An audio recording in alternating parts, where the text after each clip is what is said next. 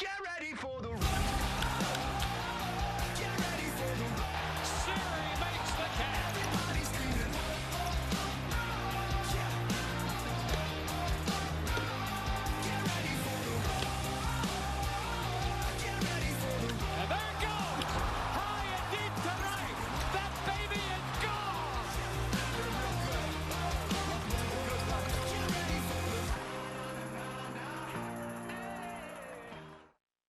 You're watching Valley Sports, the home of the Rays, Magic, and Lightning.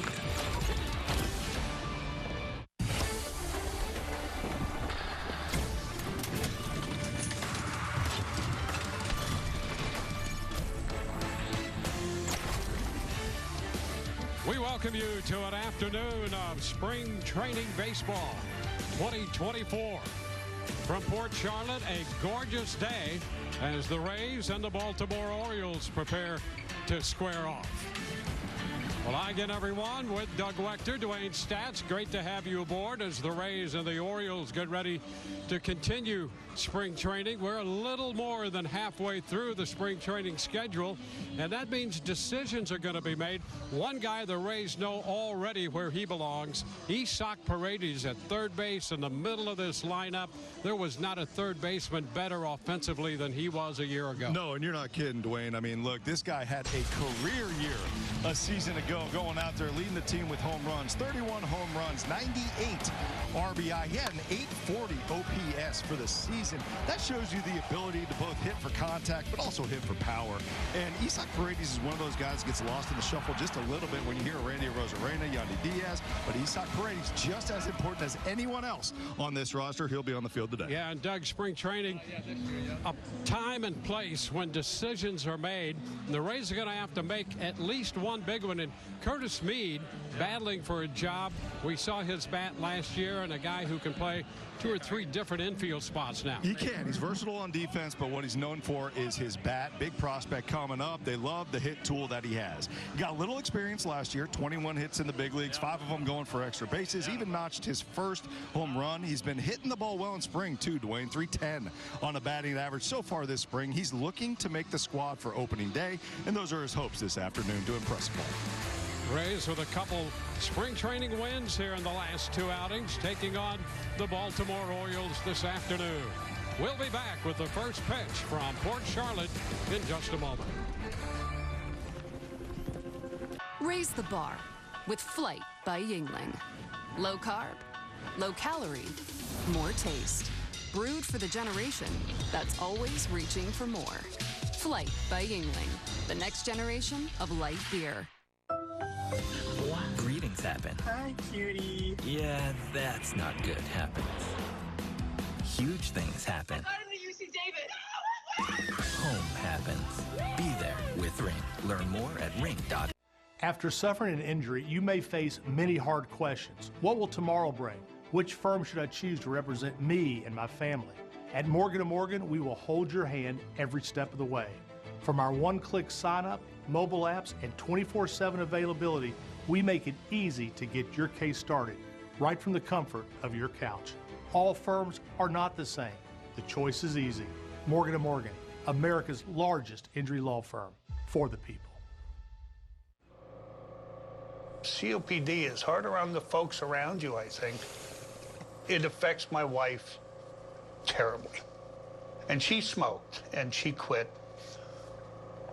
And if you ask her why she quit, she'll say because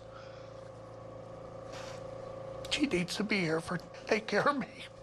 So, sorry. Tobacco-Free Florida offers free nicotine replacement therapy to help start your quit journey. Call 1-877-YOU-CAN now. We could not have ordered a better day for spring baseball. The Rays taking on the Baltimore Orioles here in Port Charlotte this afternoon. And we'll take a look at the Baltimore lineup. Colton Cowser is going to lead it off, followed by Jordan Westberg, and then Ryan O'Hearn. James McCann will do the catching, hitting cleanup.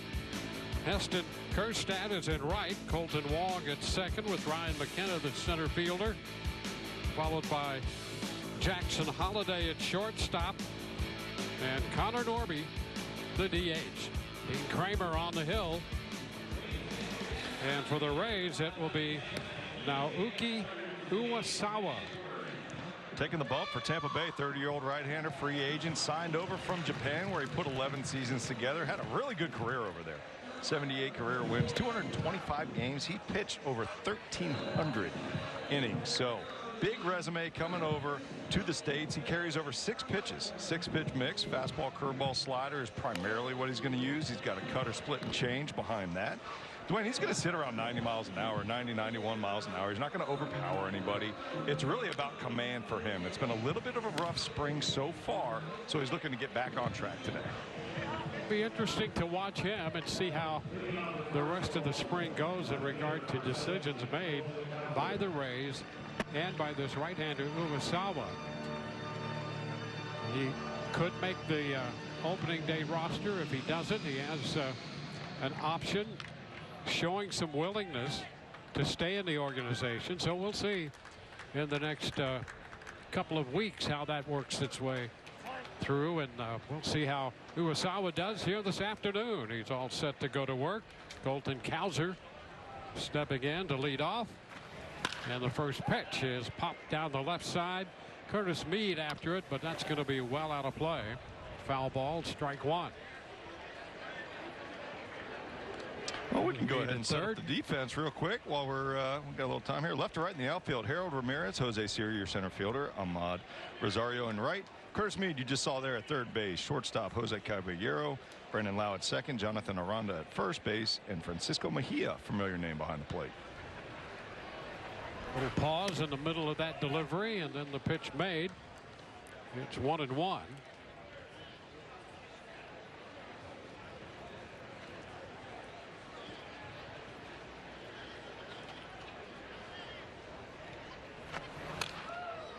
That's foul off Cowser's foot. Well, you can always see the pause in the delivery from Uwasawa, and that's one of the weapons that he has, right? It's all about disrupting the timing of the hitter. Like I talked about earlier, he's not going to go out there and overpower anybody. You'll see his fastball around the 90-mile-an-hour mark, but he does have those 6 pitches, and he's going to try to utilize those pitches on the corners and also throw off timing with some things that he can do in his mechanics, like add that pause. Yeah, he will vary that delivery a little bit every once in a while just to try to keep the hitters off balance. Cowser fouls this one away. You see the motion right here. It's very, very difficult to do this. I mean, you can try to do this in your living room and just raise one leg, and there's actually drills that they had in the minor leagues that would have pitchers raise their leg, lower it back down, and it's a balance drill, and you have to have some really, really good balance to pull that off. Down to the left side again. This time it's Ramirez after it, but out of play. Cowser down 1-2 and fouling off a number of these pitches to the left field side. You know, going back to that delivery real quick, Dwayne, I think the hardest thing to do when you have that many moving pieces and disrupting the timing of the hitters is to repeat it, right? And it's all about repeating your delivery to throw strikes. And boy, Uwasawa does a good job of it right here. On the ground to the right side this time, and Brandon Lau will take care of that. And Cowser is out number 1. You know, when pitchers sometimes have a little different delivery, and he will from time to time, you know, and you know this way better than I would, how pitchers, it's painstaking for the pitchers to make sure they can repeat their delivery. So if you change it once in a while, it just seems to me that's a greater challenge. 100%. The challenge is to throw a strike while you change your delivery. There's a liner off the bat of Westberg, and that's going to fall in front of Ramirez and left. Jordan Westberg at third base and has himself a base hit. You know, another thing when you're talking about deliveries is that it's basically, and you see Uwasawa just get that pitch up in the zone, something he's been doing this spring so far. Hung the pitch just a little bit, led to a base hit, but to be able to go from the windup to the stretch, you know, a lot of times you try to repeat the same delivery. Well, with Uwasawa, it's going to be totally different now. The leg lift is going to be a lot different. He's going to have to still go out there and transfer that weight downhill. And there's a strike to Ryan O'Hearn, and you can see there out of the stretch, much quicker to the plate. Almost a slide step type.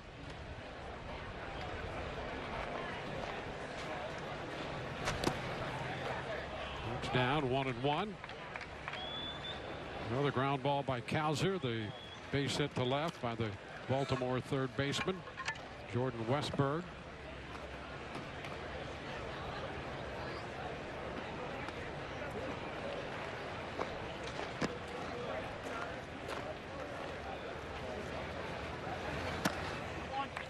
And that pitch is down. Well, it's really interesting when you hear the quotes from Uwasawa on why he signed here. He had other options, right? He could have gone to a few other different franchises. A lot of guys wanted him. A lot of franchises wanted him, but he wanted to go to the Tampa Bay Rays because of how well they work with pitchers. Inside, 3-1. Says a lot for a guy like Kyle Snyder and where the organization is in general. Yep. Well, they have shown year in and year out what they can do with the pitching staff. And there's ball 4. O'Hearn will head to first. That pushes Westberg up to second base. You can see Kyle Snyder right there, in my opinion, best pitching coach in the league. Boy, I'll tell you, and it would be hard to dispute that. Kyle has been unbelievably consistent and innovative at the same time. Yeah, he had best pitching coach and tallest pitching coach, maybe. That dude is huge. Every time I talk to him, I'm like, oh yeah, I got to look up to Kyle. McCann, the catcher, fouling it. Strike 1. I think one of the things that makes Kyle so special is the fact that he can go out there. He can talk mechanics with you. If you're that type of personality, he needs to hear about his mechanics. He can talk about analytics if you're a super analytical type of person. He knows the player so well, and that's how he knows how to coach them and get through to them. Just impressive how he goes about his business. 0-2. Had him out in front and chased that one. Yeah, you're right about Kyle Snyder. It's not only what he does from a technical side, but the human side, the inter and intrapersonal relationships he can have with members of the Rays pitching staff. And a wave and miss. So he doubled up on McCann and strikes him out. Nice to see the punch out right here. Uwasawa is a guy who's known to be able to get the swing and miss. He was in Japan. Here you see the split finger down in the zone. Started middle, and really good vertical drop right there. The bottom dropped out of that. That's what you want to see out of that pitch specifically. Looked like the fastball the entire way. Got the punch out.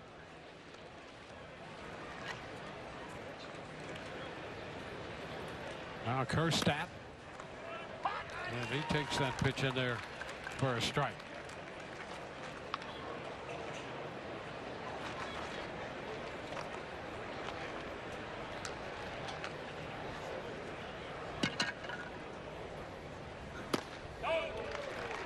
And swing through that one up. 0-2. You'll see so much off-speed stuff from him, and then he'll surprise you every once in a while with something up and a little more behind it. Isn't it funny how a 91-mile-an-hour fastball can look like 100 miles an hour if you set it upright? And that's exactly what Uwasawa just did on that last pitch.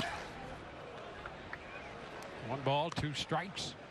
You know, almost like he's pitching backwards, right? You go out there, and when you got 6 pitches and you use a lot of them almost equally, well, then a hitter can't just sit back and eliminate one or the other pitch, right? You got to sit back and you got to look for off speed and then react to the fastball. 2-2. And that's when you see a 90-mile-an-hour fastball look 95 plus. Yeah, because his fastball, if you look at his numbers coming out of Japan in terms of Major League Baseball, that fastball would not necessarily be more than average and maybe a tick below. Right. And there's a wave and miss. That appears to be a typical first inning and approach and execution by Uwasawa. We go to the bottom of inning 1, no score. We see you, Florida sports bettors. You've waited, you've made yourself heard. It's time you get what you deserve. Sports betting is legal in Florida only on Hard Rock Bet. Live in Florida. Legal in Florida. Bet anywhere in Florida. Easy deposits, fast withdrawals, odds boosted as high as the blue Florida sky. Welcome to Florida's only legal sportsbook. Get a no-regret first bet when you sign up now. Start your refresh with limited time savings at City Furniture's Spring Kickoff Sale with up to 20% off select styles, including new arrivals like a stylish velvet sectional, a casually modern dining table, and more. Plus, get free shipping and 60 months financing on the best selection of leading styles, all at unbeatable values. City Furniture. Visit us in store or online. Well, scoreless top of the first. The Rays are coming into bat in their half here in Port Charlotte. And a quick look at the starting lineup. Jose Caballero leads it off, followed by Brandon Lau today at second, and then Harold Ramirez, Jonathan Aranda in the cleanup spot in front of Isak Paredes, the DH. Matt Rosario follows, then Jose Siri, Curtis Mead, and the catcher is Francisco Mejia. Well, Dean Kremer taking the bump today for the Baltimore Orioles. 6'2", 28-year-old right-hander. Strong numbers last season, 2023. He got 13 wins, 13-5 record in 32 starts, 157 punch-outs and 172 thirds innings pitched, just around a 4 ERA. This guy has gone out there and been very consistent for Baltimore. He's one of the ones in the rotation that they're going to rely on heavily going into the season. And here is Jose Caballero, 269 for the spring. And the first pitch is a strike. Well, you're right about Kremer. He is a very significant part of their rotation. 1-1. You know, if you go back a couple years, I remember when we first saw him in a Baltimore uniform in 2021, he was 0-7 with a 755 earned run average. Last year, 32 starts, he was 13-5. Yeah, things change. Things change quickly for Kremer. Started trusting the fastball, and really what it was, he started getting in the zone a lot more frequently. Now, here's a guy who has a 6-pitch mix, but he's really going to go at you with, I would say, 4 main pitches, right? The 4-seam fastball, 94, 96 miles an hour. So he's got a power arm. Cutter, sinker, and changeup behind that are almost thrown equally. There's a high shot back into right center field, towering over there. Kerstadt, the right fielder, will make the catch on that one. Ball is about as high as it was deep. One away. Yeah, with that high sky, I'll go ahead and set up the defense while we got a chance here. Left to right in the outfield, Colton Cowser, Ryan McKenna, center fielder, Heston Kerstad making that catch in right. Third to first on the infield, Jordan Westberg, third baseman, Jackson Holliday, star prospect right there at shortstop, Colton Wong at second, Ryan O'Hearn at first, and James McCann behind the dish. Brandon Lau checks on the first pitch for a ball. Boy, that shot at Jackson Holliday right there. He looks like he's still in high school, doesn't it? Look at that. 20-year-old kid. Talk about a uber prospect. Hearing some really good things about him. Well, the Orioles pitch is fouled back. You know, they have a number of young players led by Holliday, and you know, their decision is, do they play now or do they delay it a little bit?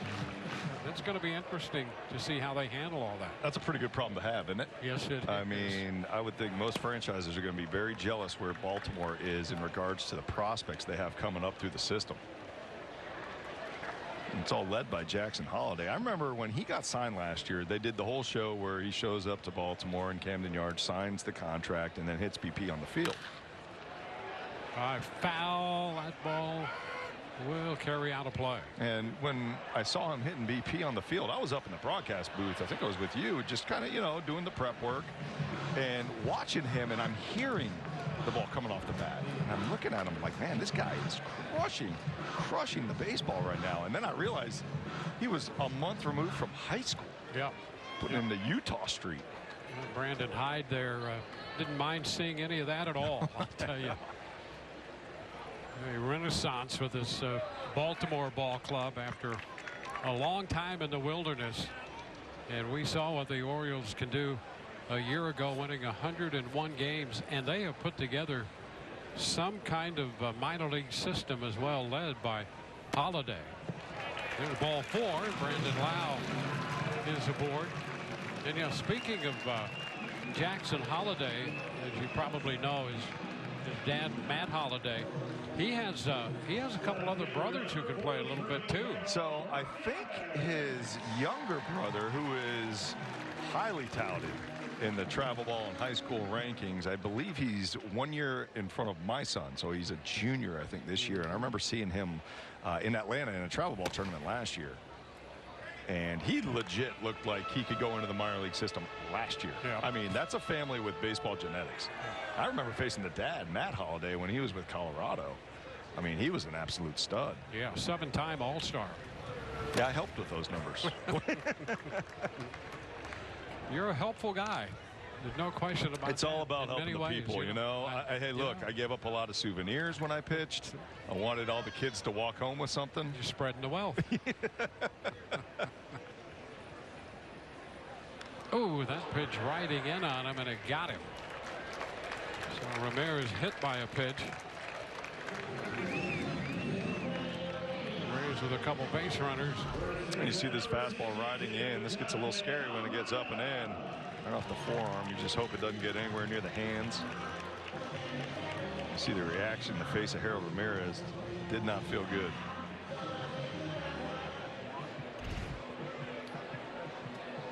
Yeah, they'll take a look at him to make sure he's okay.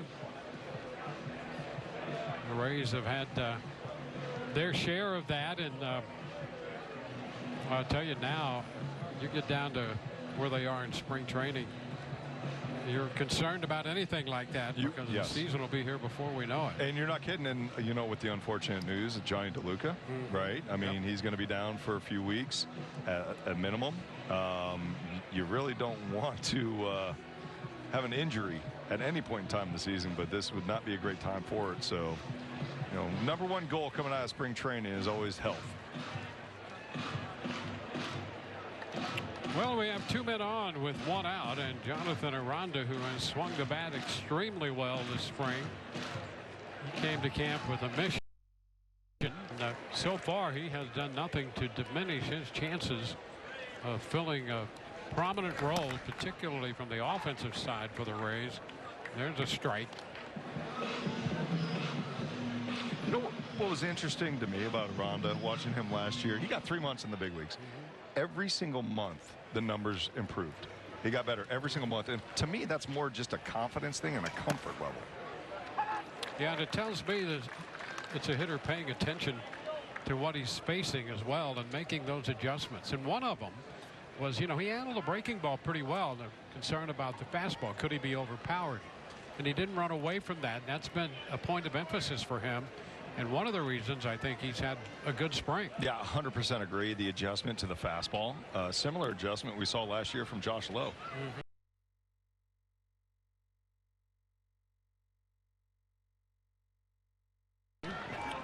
Upstairs, a ball, 2 strikes. And that's pretty common for young prospects coming up. You know, one of the biggest jumps is the ability to hit and handle the fastball and the velocity at the major league level. You see so many more guys at this level now throwing 95 to 100 miles an hour on average.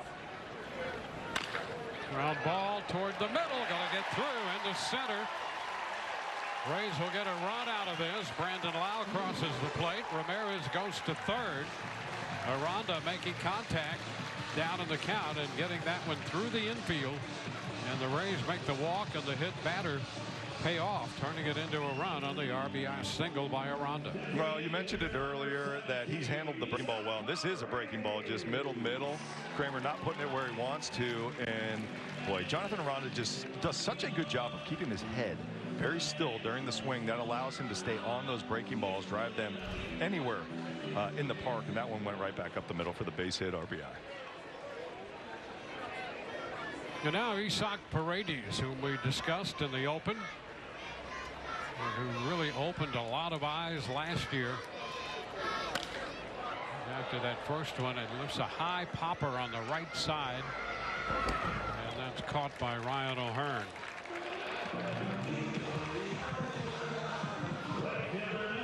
Well, 2 gone with 2 men aboard and a run home. And Rosario will bat.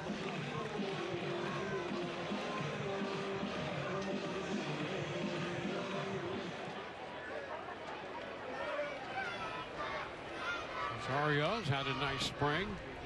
Couple home runs, hitting over 270. First pitch, he skies to center. A lot of room out there, and McKenna puts it away. So the Rays come up with a run, and at the end of an inning, they lead 1-0.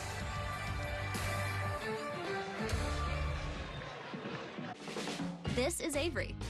She's had a lot of news this year, and she's still trying to figure out the vibe of things. A new state, a new job, a new apartment, and a new bank. Mid-Florida made Avery feel at home and gave her $200 when opening a new free checking account. And that will come in handy to decorate her new place. Avery may have had a lot of news this year, but financial worries aren't one of them. Mid-Florida, your life, your money, your credit union. All St. Patrick's Day weekend. Kane's Furniture is adding up the discounts. Save $200 for every $1,000 you spend. Shop room after room of breathtaking furniture. $200 off every $1,000. Zip, zilch, 0 interest until March 2027. This weekend, Kane's is saving you lots of green. Don't miss out. Now through Monday only at Kane's Furniture. Get more for less. Be part of the 2024 regular season of Rays baseball. Rays single game tickets are on sale now.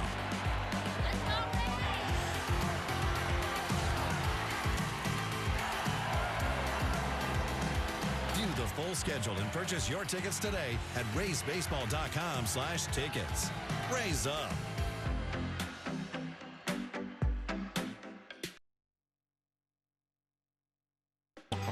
Well, Doug Wechter, a great evaluator of baseball talent and cheesesteaks as well. Got here early. Yeah. Me and my girl Joyce out in center field. Best cheesesteaks, honestly, in all of spring training. There's Joyce taught me some tricks to the trade also. The first one I made, not the best, okay? Way too many onions, way too many peppers, so I gave that one to Gary in the truck. That's a good idea. The spice, I dialed it in, you know, with the perfect cooking temp, the perfect amount of cheese. I made my own, a couple extra pieces of cheese in there. You know what I mean? Yep. Outstanding, if I can say that. Why not? You know, when it's true, it's true. Hey, look, I don't like to brag about myself, but my cheesesteak is on point. And I like your approach with Gary, too, our producer director. You know, it's always let Gary try it. Yeah. That's you know a good idea. I didn't want anybody else to try it. Pop fly, left center. Fury is there to take care of Colton Wong's popper out there into the outfield. Oh, there it is. Joyce still out there. The line is going to be long because they are so good, right? You know, and you're right. Look, if you got to test something out, you just give it to Gary, you know, and if he's okay with it, then we can go forth. Yeah. Ryan McKenna. That grill was hot, by the way. Oh, this one deflected off Uwasawa. He'll recover and make the throw to first. And out of the mid of Aranda, who was trying to reach and stretch at the same time. And Aranda, not sure whether McKenna touched the bag. He's going to go back out there and touch him, but apparently he did make contact with the bag at first, and the Orioles will have a base runner. Yeah, it looked like it was right off the shin. Uwasawa stays calm, throws a strike over to Aranda, and Aranda just looks like he misses it right here. Maybe takes his eye off the ball real quick. You see it. Good reaction from Uwasawa. A lot of times when that happens, you get a comebacker like that, it's easy to panic. He doesn't panic, and I don't know how he missed that ball. Looked like it went right through the glove. 1 on 1 out for Jackson Holliday. And that's a strike. Holliday, just 20 years old.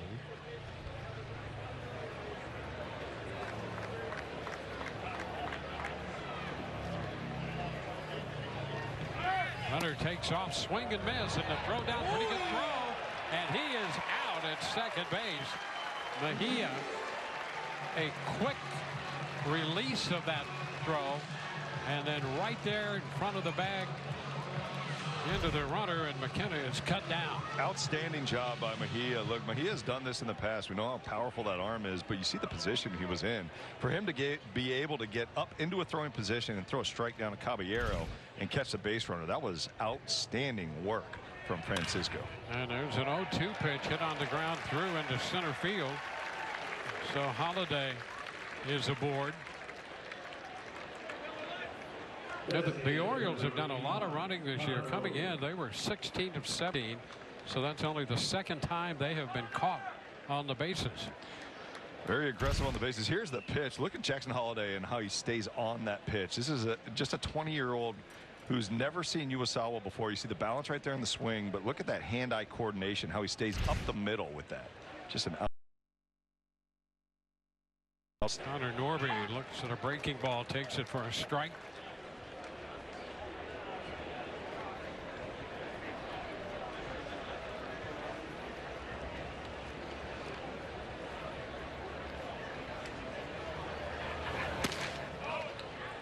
Upstairs.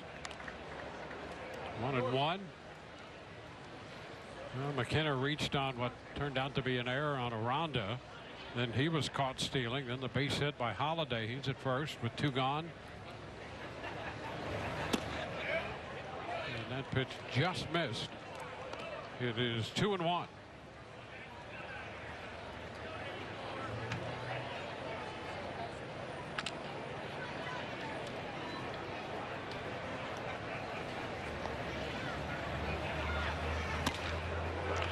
Evens it.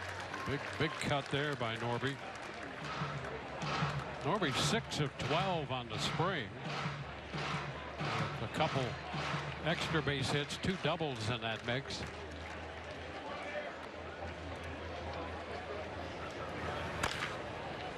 That will be foul. Uwasawa in his 2nd inning, making his 4th appearance of the spring. Well, so far, I mean, the tempo looks a lot better compared to the first 3. Uwasawa getting roughed up just a little bit in the first 3 outings in spring training so far. The tempo on this one, he's throwing to the corners a little more. Looks a little bit more comfortable out there. And he didn't miss by much there. 3-2. 3-2, and that split finger is something that he's been utilizing so far today, and it's been a good pitch for him. Pitching a little bit more vertical today than we've seen before, meaning with the fastball he's going up in the zone 90-91 and then split finger off of that. Good right again is fouled to the third base side. I see him Mejia back behind the plate. I thought that was an interesting sign, and I thought it was a good sign when he became a free agent, was let go, and Rays were able to scoop him back up. And one of the reasons is because he knows the system. He knows a lot of these pitchers already. He doesn't know. Down to third. Meade will handle this with a strike across the diamond. No runs, a hit, an error, and a man left. And we go to the bottom of the 2nd. Jose Siri will lead off when we come back. Ladies and gentlemen, my name is Spencer. I am your wittiest late-night TV host. My wordplay's so sharp it even makes the grammar police smile. I'm so darn likable you named your kids after me, just like I named my firstborn Suncoast. So cute. A credit union that allows me to grow savings on my terms. Certificate account? Yep. Money market? Uh-huh. IRA? You got it. Open a 12-month certificate with a 5% APY at Suncoast Credit Union today. Lock in this great rate before it goes away. Experience the magic of Rays baseball through a Rays season membership. Combining flexibility and value, a Rays season membership fits any fan's needs and adds to your Rays experience.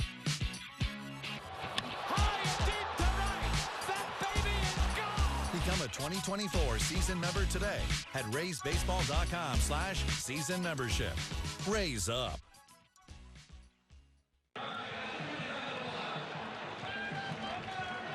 Claim your share of the Rays 50-50 charity raffle jackpot. Proceeds support youth programming in Tampa Bay. You can win big and support the community all at the same time. Visit Rays5050.com. Look at the speed right here. Yeah, that's he was flying, and he's got the big league shades. Young Doug Wetter right there. I think that kid would flat out crush me in a race right now. Well, you know, look, I've never been known for speed, but I'm not getting any faster either.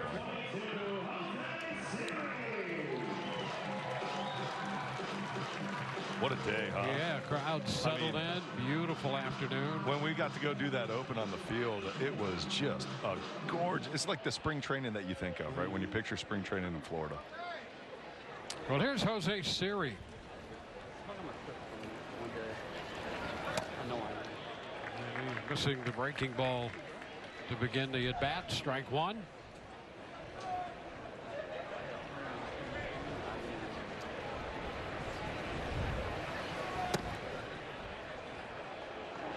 Ball, one strike. He's facing Kremer. He was originally drafted by the Dodgers. That was back in 2016 out of the University of Nevada, Las Vegas. Ever wonder what it would have been like to gone to school at UNLV? No. I mean, tough to stay in class. Yeah, it would have been. No kidding. Beautiful out there. I'll tell you, I was a homebody. I like the idea of staying in Florida.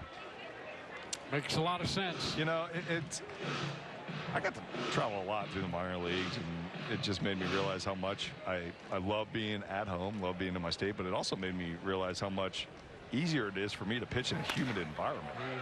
It's a lot different when you go out west and you go to these different areas. When I went to Arizona for spring training, my numbers were terrible. And part of that was because the grip of the baseball and the break of my breaking pitches were totally different. And then you come back to Florida and you got this humidity, you got a different grip on the baseball. It just felt totally different. That was something I was used to. Full count here on Siri. Yeah, they always talk about the air being lighter out there, and the ball jumping more. And I think the grip of the baseball makes a difference too. Makes a lot. As you just referenced. It makes a huge difference. I remember going out there, I felt like I was throwing a cue ball the entire time, and you have less confidence when you do that. Here's a base hit to the right side. Siri hustling down to first. So he's aboard. Rays put the leadoff man on. Well, nice to see Jose Siri go the other way with that approach. You know, last year, this is really more of a power hitter. He had 25 bombs, but average was around 200. Mostly trying to pull the ball with pop, but right here, that's a great approach, right? You see something middle away. Everybody knows you want to try to hit that to right field. Siri does a great job staying back and doing that. Well, here's Curtis Mead. Pitch is upstairs, 1-1.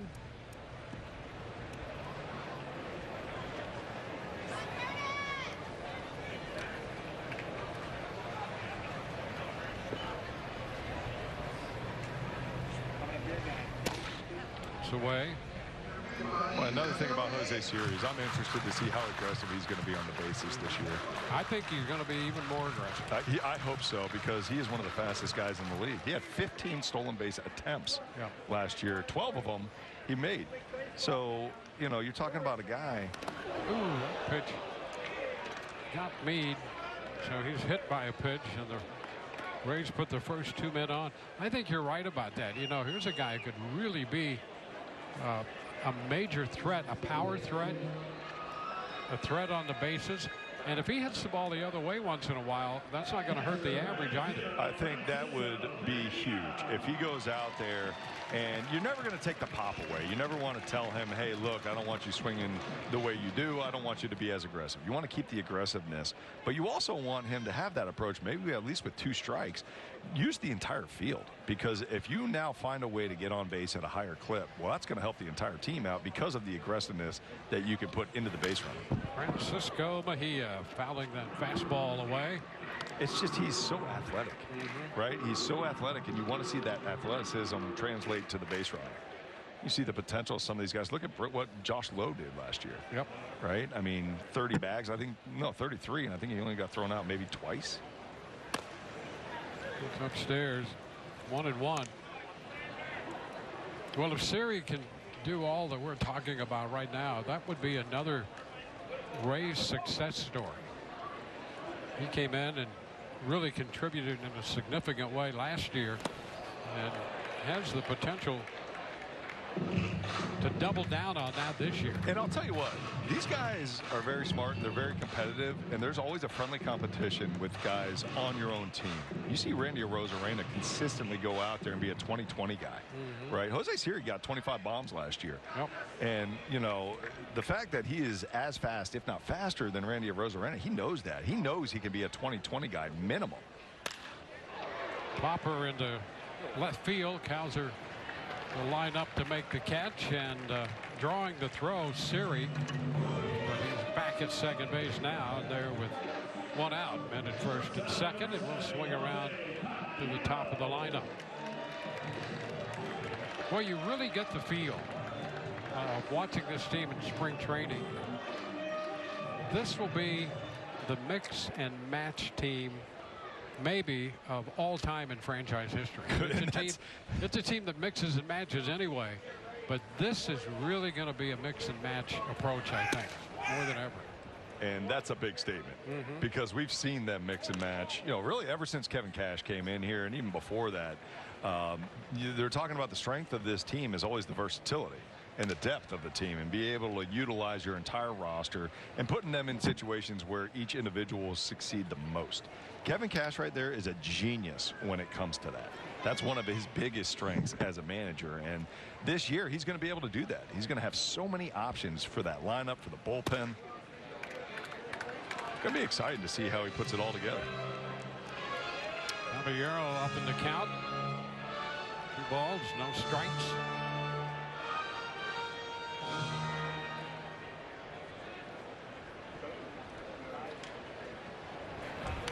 Ooh, a big cut right there. Got a little aggressive there, 2-0. A little excited to get ahead in the count. Love it. Why not, right? Spring training, 2-0 count. Put one up in that jet stream.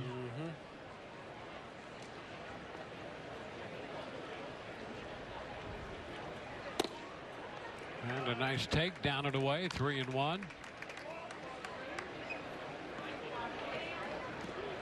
Brandon Lau is on deck.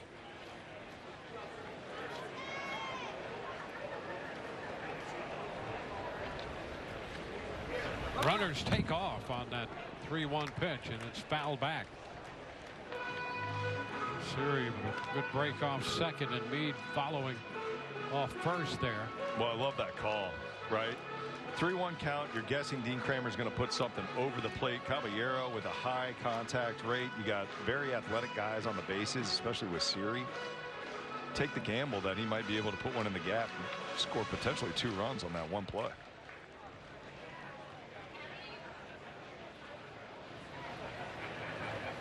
And he fouls it back.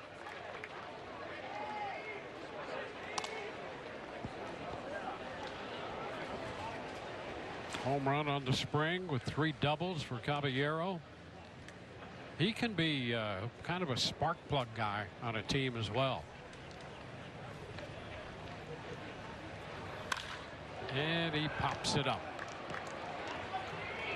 It's Wong at second base, making the catch. So the runner is still at first and second now with 2 outs. And if the Rays are to make anything of this opportunity, it's going to be up to Brandon Lau to move things along. We got to chat with Brandon Lau last time we did a broadcast together, and I thought it was interesting to hear his goals for the season. They're not numbers. It's basically just to stay healthy. Yep. Right? If he can stay healthy, he's going to put up monster numbers. You know he's confident in it, and it's true. And that pitch in on the corner there for a strike. Rays got a run in the first, driven home by Jonathan Aranda. We're in the bottom of the second inning.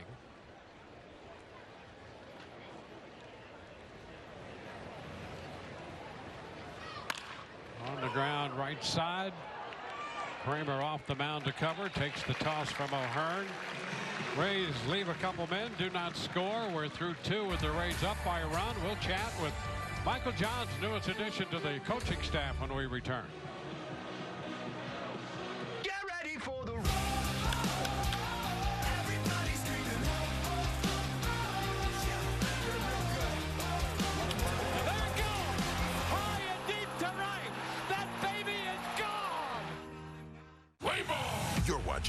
spring training baseball on Bally Sports. Your favorite players are back in action and gearing up for an electrifying season. It's Rays spring training baseball on Bally Sports, presented by Suncoast Credit Union. You've heard other mobile providers say it. Get a new phone on us. Sounds nice, but what does it mean? It means they lock you into an expensive plan to get that phone. So you're paying more, up to 3 times more. To other mobile providers, on us means on you. But with Spectrum Mobile, what you see is what you get. No gimmicks, no contracts, straightforward pricing. Get the latest phone and still save more than $1,000 over Big 3 wireless. So switch to Spectrum Mobile today. The weather in Central Florida can be as dynamic as the providing you with an accurate forecast so you can plan for the day ahead. So if it's just another beautiful day or there are storms rolling in, you can count on us to be there for you. Watch the Spectrum News 13 weather experts with your Weather on the Ones forecast on your TV and on the go with the Spectrum News app, exclusively on Spectrum. Our game heads into the third. The Rays, with a first inning run, have a 1-0 lead. And we are pleased to have one of the newest members of the Rays coaching staff. Michael Johns is down there at first base. And we'd like to say welcome. It's great to have you on the show. So we're looking forward to a lot of conversation about baseball this coming season. Yeah, thanks, guys. Thanks for having me. I follow a long line of really experienced people on this mic, so I'm a little nervous. Well, hey, believe me, we feel the same way every time we go on. Yeah, so. no, you guys are great. Thanks for having me. I'll tell you, it's great to have you. You know, as a manager of the Durham Ball Club, there's a high shot by Cowser back toward the corner, and that's going to be a foul ball and out of play. Towering shot. You know, of course, you've done a lot of things in baseball, and the most recent, though, is that Durham club. And for us, you have to be a wealth of knowledge to talk about some of the talent that you handle down there. Yeah, they've given us some really good players, and it didn't stop last year. Really good year for a lot of guys individually, really good year as a team, and I think people in Durham have gotten accustomed to winning. Really fun year last year, and hope to see a lot of these guys in the Trop this year. Well, you know what, Michael, just being in the organization for so long and getting to know all these guys coming up through the minor league system, how much does that help you now in your new role, knowing all their personalities and really how to get through to each player? Yeah, it definitely helps. I think obviously relationships are the #1 thing. I mean, you can have a wealth of knowledge as a coach, and if you don't establish relationships early, you really have nothing. So it definitely helps. You know, been with the Rays since 2007. Seems like a long time, but it's flown by. It's been fun. But just really excited to see this group of players, you know, playing the Trop, get opening day started, and really excited to see them, you know, fulfill their dream in the big leagues. Yeah, you're not only, I mean, we see you coaching first, and that's where the fans see you most of the time. Ground ball right side, and Brandon Lau's going to take care of that. But some of your responsibilities also going to be the outfield and the running game, as far as that's concerned. And I'll tell you, with the emphasis on the last year or so more than ever running, I would think that that's going to be a big part of your responsibility, something you look forward to. No, I think you're right, Dwayne. I think it starts with, you know, the personnel of the team. We've got some guys that really can run, and they like to run. So I think it's, you know, my job and our job to give them good information on when to run, to be smart with it, not just to run into outs. But I think you'll see an aggressive team. I think the Rays traditionally have been pretty aggressive, and I don't see it stopping this year. Yeah, you know, we were talking about Jose Siri specifically last inning. You know, a great approach at the at-bat, going the opposite way. If he can get on base a little bit more and give him the chance to really utilize that speed, he seems like one of those guys who can at least reach the 20 stolen base mark, if not even more. Yeah, it seems like it. I mean, he likes to run. He's aggressive, you know, and just a really good guy to work with. He's fun to work with. He wants the information, and he's been really good this spring about running when he needs to run and not trying to force the issue. You just saw it there at first. You know, we got no outs, and we tell him the guy's more of a slide stepper, so he shuts it down a couple times and able to extend the inning. But he's been awesome. He's been fun to teach and coach, and he was working his butt off right now. And like you said, I think in his mind he can get to that 30 mark. But like you said, we got to get him on first base. I know he hit a lot of home runs, and we like those too. But if he gets to first, I think you're going to see him running a lot more. You know, of course, the club has lost LaDuca here for a few weeks, and that's unfortunate for the team and for him personally. But you've got in a guy like Luduka, you've got Rosario, you've got Siri. There's some class sprint speed in those three. Yeah, I mean, there's guys that can really run.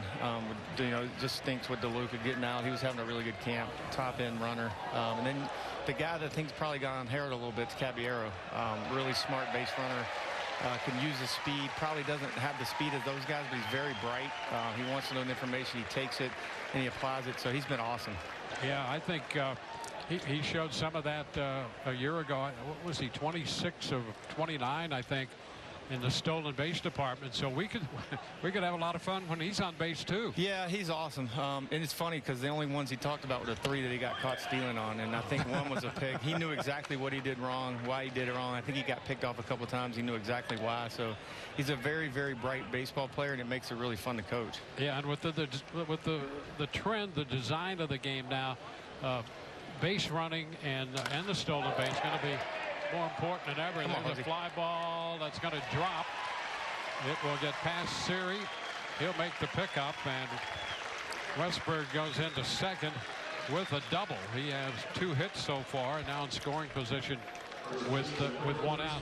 But it seems the nature of the game now, they want more stealing, more action, and so it's something the Rays are in a position to take advantage of with just the 3 or 4 guys we mentioned. Yeah, it's funny you bring that up. I think that this game's cyclical. I think when I first started in 2008, it was run, run, run, and then it was like, well, the outs are too important on the bases, don't make outs, and now we're back to running again. I think, with the 2 pickoff attempts that a pitcher can use, we can kind of exploit that at times, and I'm glad to see the running game back. I think Major League Baseball did a really good job with those rules and not just going to a game and waiting on a 3-run home run. So hopefully it's an exciting product for the fans.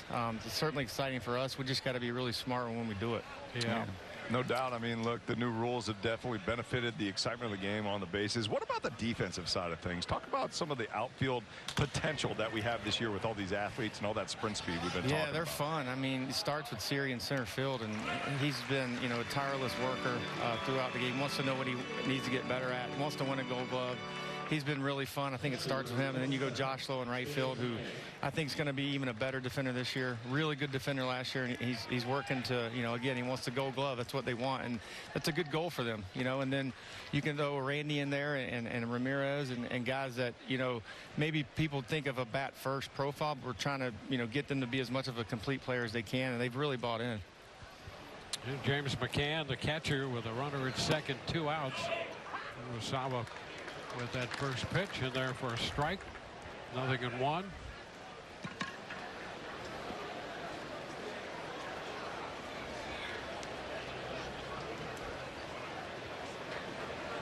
Look back there at Westberg. And this one is fouled out of play. There's another guy, Michael, that we haven't talked about, and people don't necessarily talk about him defensively. But Harold Ramirez is a hard-working guy. You love his at-bats. You love his persona. And he's a guy who's willing to do some work out there. He will. Good point. And I think I don't think he wants to be pigeonholed to DH. He really wants to play the outfield. And we're a better team with him out there. So looking for a lot of ways to get him in the lineup. And like you said, he's been great. Yeah. Well, Michael, we certainly appreciate you giving us the time for this visit. We'll look forward to more of these throughout the year. All right, thanks, guys. Appreciate it. Michael Johns, the Rays first base coach, and he does a lot more than just that. 1-0 Rays, middle of the third. Everyone loves an extra $100 in their pocket. He sure does. They do too. Have a TurboTax expert file your taxes for you by March 31st to get $100 back instantly. Only from Intuit TurboTax. Over the last 190 years, a lot has changed. But at Yuengling, America's oldest brewery, we're still focused on one thing. Brewing darn good beer. Yuengling, the oldest brewery in America. We see you, Florida sports bettors. You've waited, you've made yourself heard. It's time you get what you deserve. Sports betting is legal in Florida only on Hard Rock Bet. Live in Florida. Legal in Florida. Bet anywhere in Florida. easy deposits, fast withdrawals, odds boosted as high as the blue Florida sky. Welcome to Florida's only legal sportsbook. Get a no-regret first bet when you sign up now. The Rays Rookies Kids Club, presented by Suncoast Credit Union, is back for the 2024 season with 2 membership levels to choose from. MVP membership benefits include Kids Eat Free, 50% off tickets to select home games, a duffel bag, snapback hat, and more for only $40. All-star memberships are available for free. Memberships are limited. Join the club today at raysbaseball.com/raysrookies.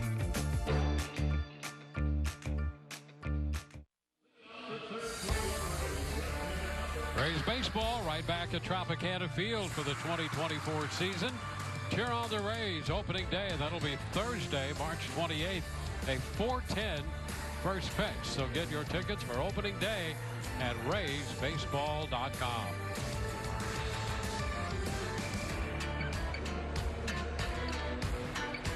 That is just a little under That's exciting. 2 weeks' time. I can't believe it.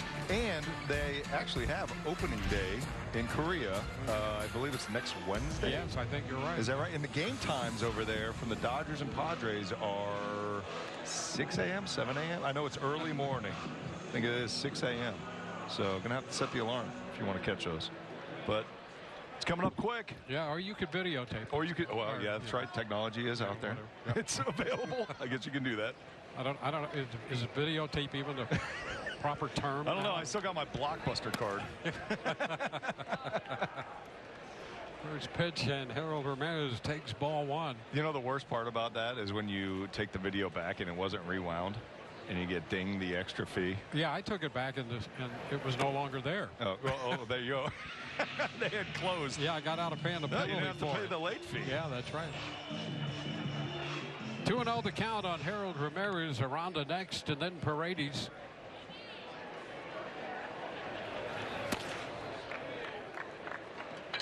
Good cut. It's 2-1.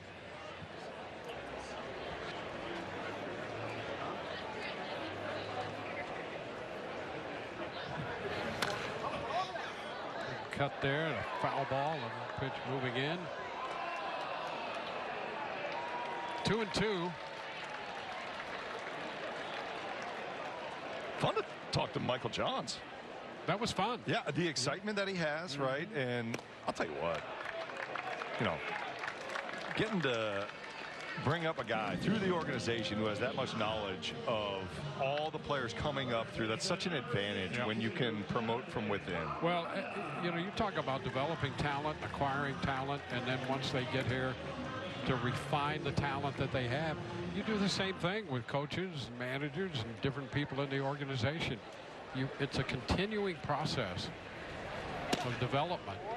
And realistically, that's you would think, ideally, that's the way any and all organizations should be, whether it's baseball or anything else. Yeah, you would think that. It's just unfortunately that's not the case. But I'll tell you, you know, one of the first things he mentioned when we were talking to him was, you know, getting the confidence of these players and being able to relate to these players, right? And Brady Williams on the other side. I mean, that is one of the things that Kevin Cash's staff does so well. They earn the respect of the players and they communicate so well with the players that they immediately have a relationship that they can trust each other. And from then on, that's where the coaching comes in. Yep. Good cut in the miss by Aranda. 2-2. We had that shot of Brady Williams coaching third now. Of course, Jimmy Williams was his dad, and what a wonderful gentleman he was, and a friend to everybody in baseball. The next time we get a chance to chat with some of the coaching staff, Brady, we should talk about his culinary expertise. Oh, really? Does he do cheesesteaks too? Well, I'm telling you, cheesesteaks, it's only the beginning. They tell me that he makes a great sea bass. And, does he? Yeah. So we got to find out more about that. Oh, he's been hiding it from me. I had no clue he had some culinary skills. That's tough to do, sea bass. Well, I've only been on the receiving end of it, listen, so I know when it's good, which is just about every time. See, I felt really good about myself with those cheesesteaks. Then you got to one-up me. Here's Holiday from shortstop making the throw to get Aranda. A strikeout and a ground out.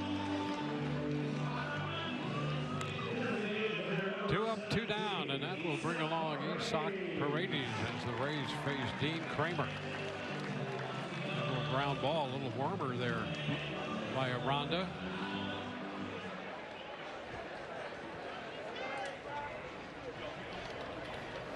Now Paredes. And that's a strike called at the knees.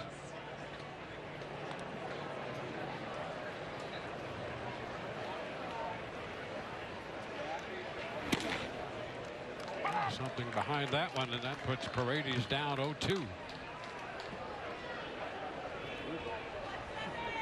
Run, 2 hits for the Rays, no runs, 3 hits for Baltimore. 1-2. And we're turning it loose right there.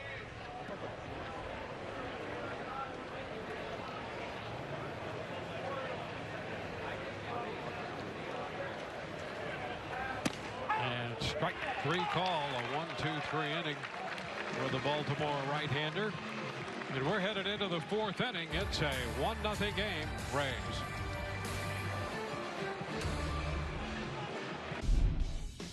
Tampa Bay Rays Spring Training Baseball on Valley Sports is presented by Suncoast Credit Union. Save more for what's next with Suncoast. And powered by your local Ford dealers. And also presented to you by the Aggressive Attorneys, Winters and Yonker.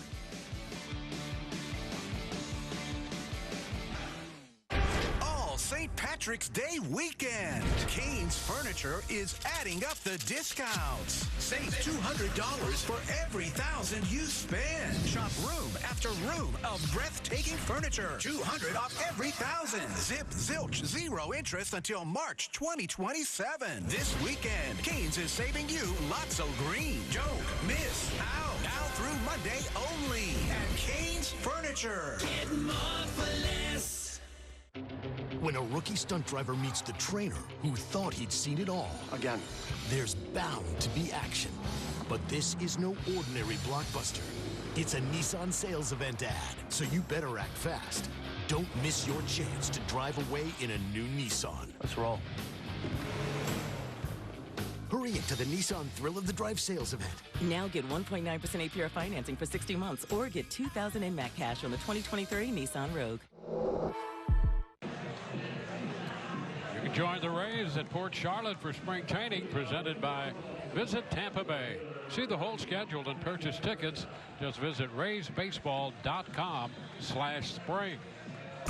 How about some highlights? Uwasawa going out there. You know what I've seen from him so far today is, again, pitching vertically, utilizing that split finger. You see 2 strikeouts right there, both on the splitter. That's a fastball that he was able to pitch vertically, again, up in the zone, then the split finger down. That's the combination that's worked so far today for him. See if it continues to work here. Kerstedt goes after the first one, and a backhand play down there at first by Aranda to stop that one. So Heston Kerstedt, who was out on strikes his first time, a little more efficiency that time by Uwasawa. 1 pitch, 1 out. Well, you got to love seeing that. And I'll tell you what, I mean, this is by far, so far, his best outing in the spring. And this is really big for him, right? Confidence, comfort. You knew it was only a matter of time with the resume he brought over here until he gets out there and really puts together a good outing. Colton Wong takes the pitch upstairs, 1-0. Well, when you look at some of the challenges the Rays are facing, keeping people healthy, this could be a big outing. Oh, there's a liner over the head of the leaping Aranda, headed for the corner. Wong's on his way to second, and now a little trouble back there in the corner. And Wong's going to go all the way to third. He'll be there with only 1 out.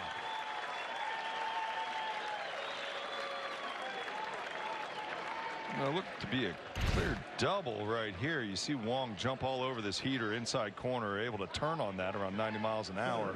Keeps it fair just over the head of Aranda, but it gets in this corner right here.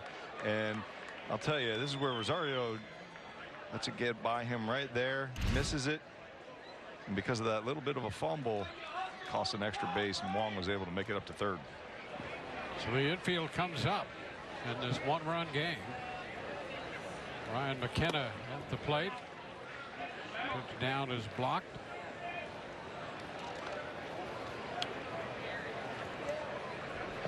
So they're going to give Wong a triple on that, despite that little issue Rosario had with that.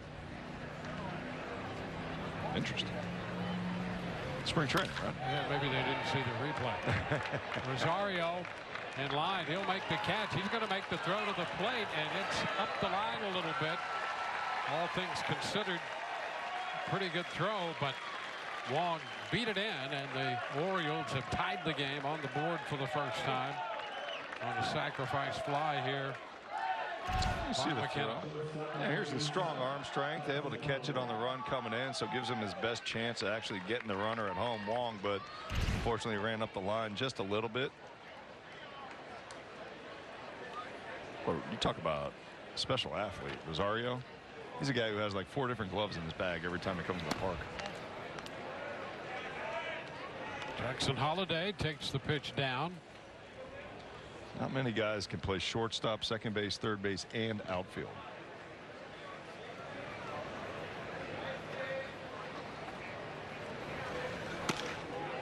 And that's a strike. Holliday playing shortstop today, but in reality battling for a spot at second base on this club.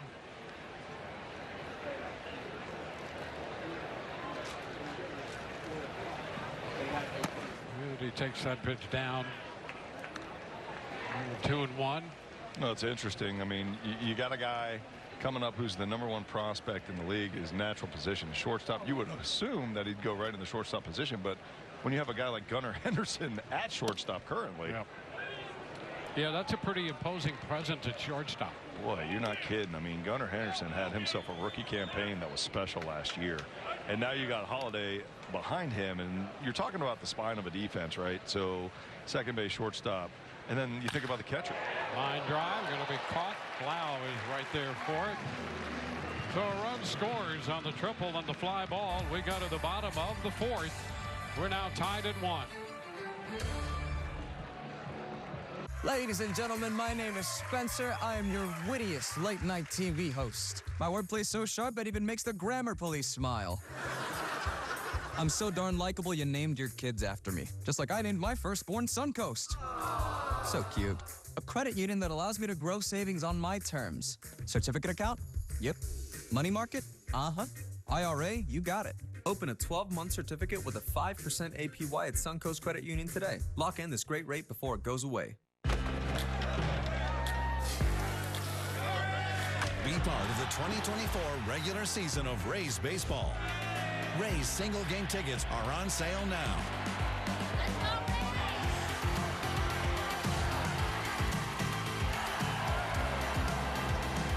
View the full schedule and purchase your tickets today at raysbaseball.com/tickets. Rays up.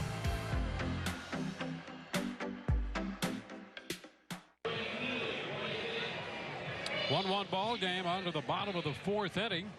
Running with the Rays 5K comes up Sunday, April 7th. Fans can join in person or virtually. All portion of the proceeds benefit the Rays Baseball Foundation, so register at raysbaseball.com/5K. Raymond has to be really cool to be as cool and relaxed as he is on this day out there. Yes, he does. He's enjoying himself on the berm, isn't he? Yep. He's always having fun. Got the hat backwards today. Spring training look. Yeah. Pretty casual. I tried to give him a high five twice today. I don't think he saw me. He just left me hanging. Well, I'll give him a big bear hug next time. Give him that. Yeah, he can. And if that doesn't work, you can always trip him.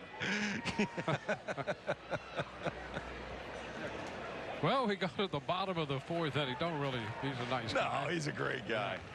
I'll start with the hug. Yeah, that's it. And here is Rosario to lead it off for the Rays. Syrian Meade will follow. She's outside.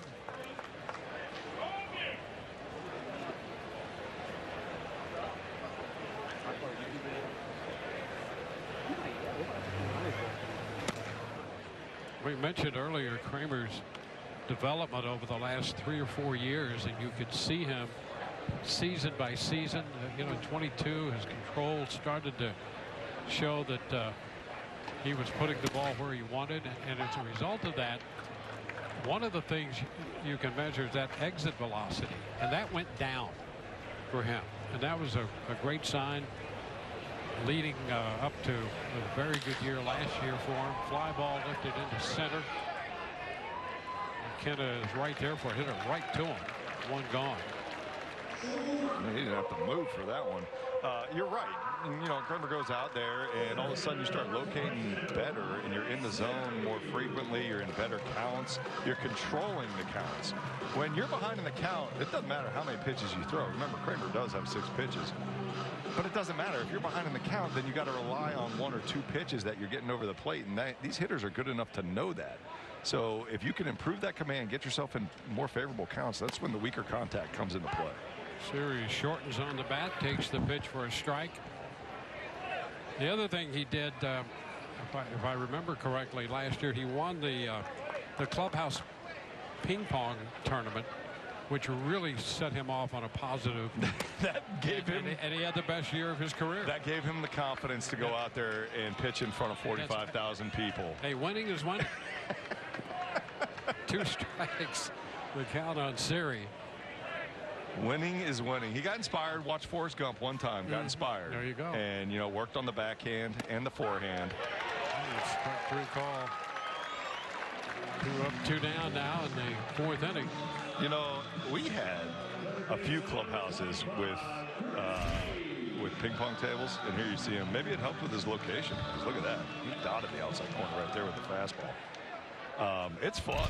Just loosens guys up a little bit, you know, and gets you moving around, get you in something competitive that's not baseball, right? Get your mind off the game a little bit.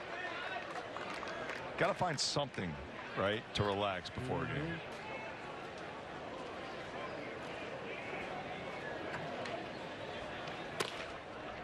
Upstairs, 1 ball, 1 strike. We actually had in A-ball in Bakersfield, California. It was the only clubhouse I ever walked into, and there was chessboards. Really? Yeah. I was as shocked as you. Soft liner there, got jammed on that one. Handled by the shortstop Holiday, and it's a 1, 2, 3, 4th. We go to the 5th, 1-1 ball game. Raise the bar with Flight by Yingling. Low carb, low calorie, more taste. Brewed for the generation that's always reaching for more. Flight by Yingling, the next generation of light beer. Choose Winters and Yonker, and we will send an attorney to you for your auto accident. I'm Bill Winters. If you've been injured in an accident, call Winters and Yonker so we can start working on your case. Call Winters and Yonker for your free attorney consultation. Nancy Cacciatore has been honored to represent the residents of Brevard County since 1963. We've won thousands of auto cases right here in Brevard. Injured in an auto accident? Call Nancy Cacciatore. Local firm, big result. The weather in Central Florida can be as dynamic as the people who call it home. It's why at Spectrum News 13, we're committed to providing you with an accurate forecast so you can plan for the day ahead. So if it's just another beautiful day or there are storms rolling in, you can count on us to be there for you. Watch the Spectrum News 13 weather experts with your Weather on the Ones forecast on your TV and on the go with the Spectrum News app, exclusively on Spectrum. Nancy Cacciatore has been honored to represent the residents of Brevard County since 1963. We have won thousands of auto accident cases right here in Brevard. Injured in an auto accident? Call Nancy Cacciatore. Local firm, big results.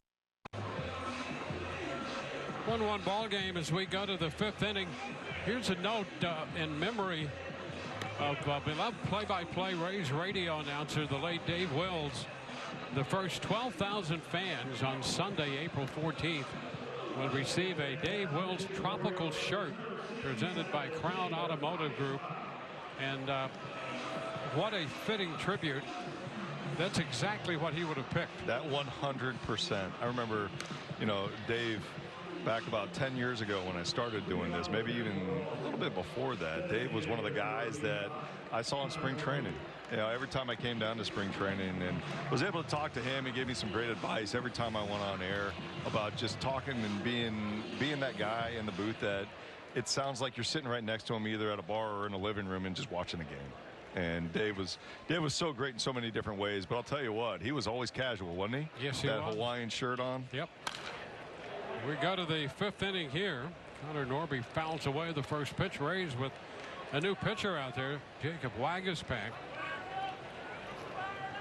So 4 innings for Uwasawa, and a good outing for the Rays right-hander, followed by another righty.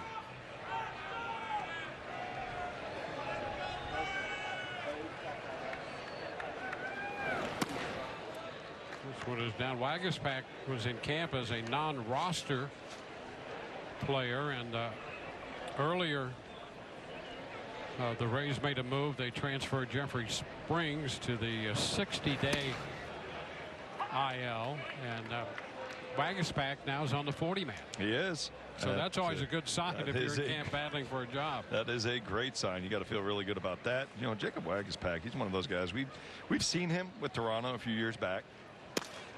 Big guy, 6'6" frame. He's having a good spring so far.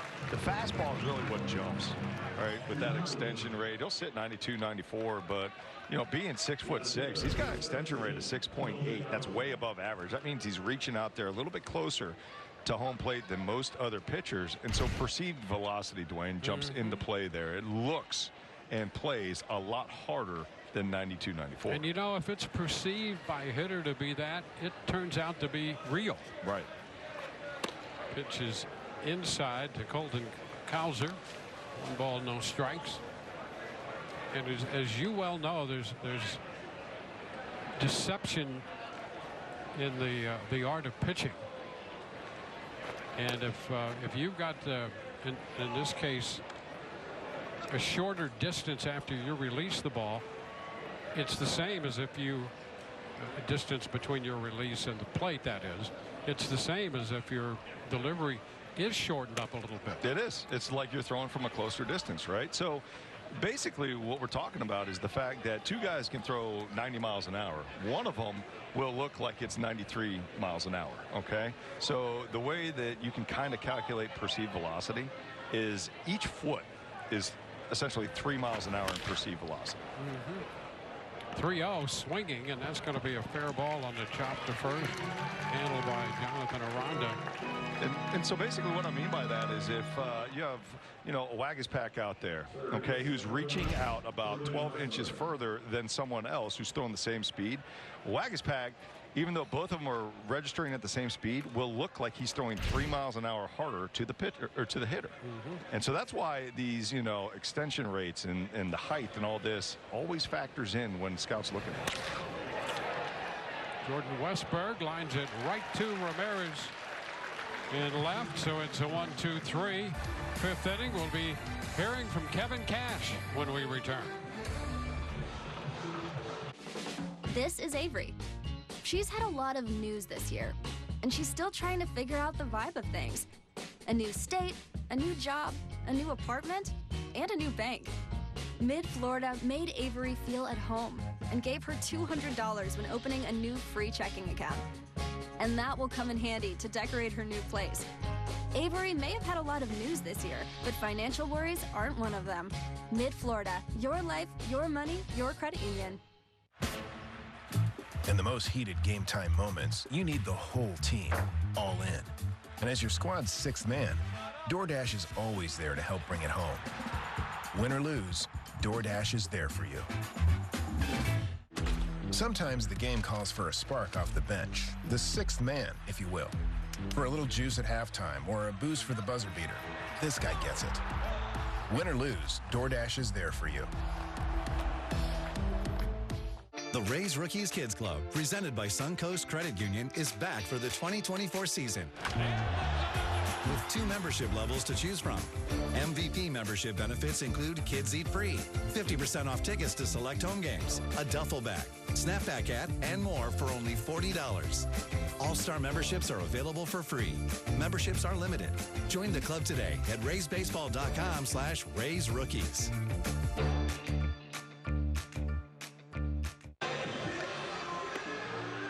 Look at Baseball Boardwalk right there.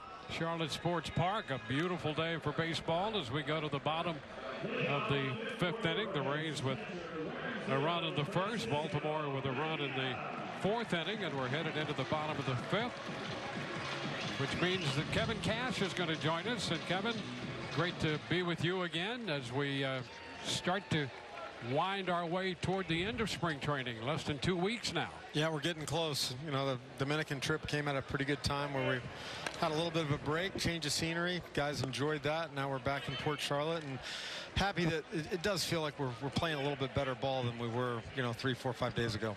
Kevin, you got just around 2 weeks or just under 2 weeks until opening day. What's kind of the focus down the stretch here for the team?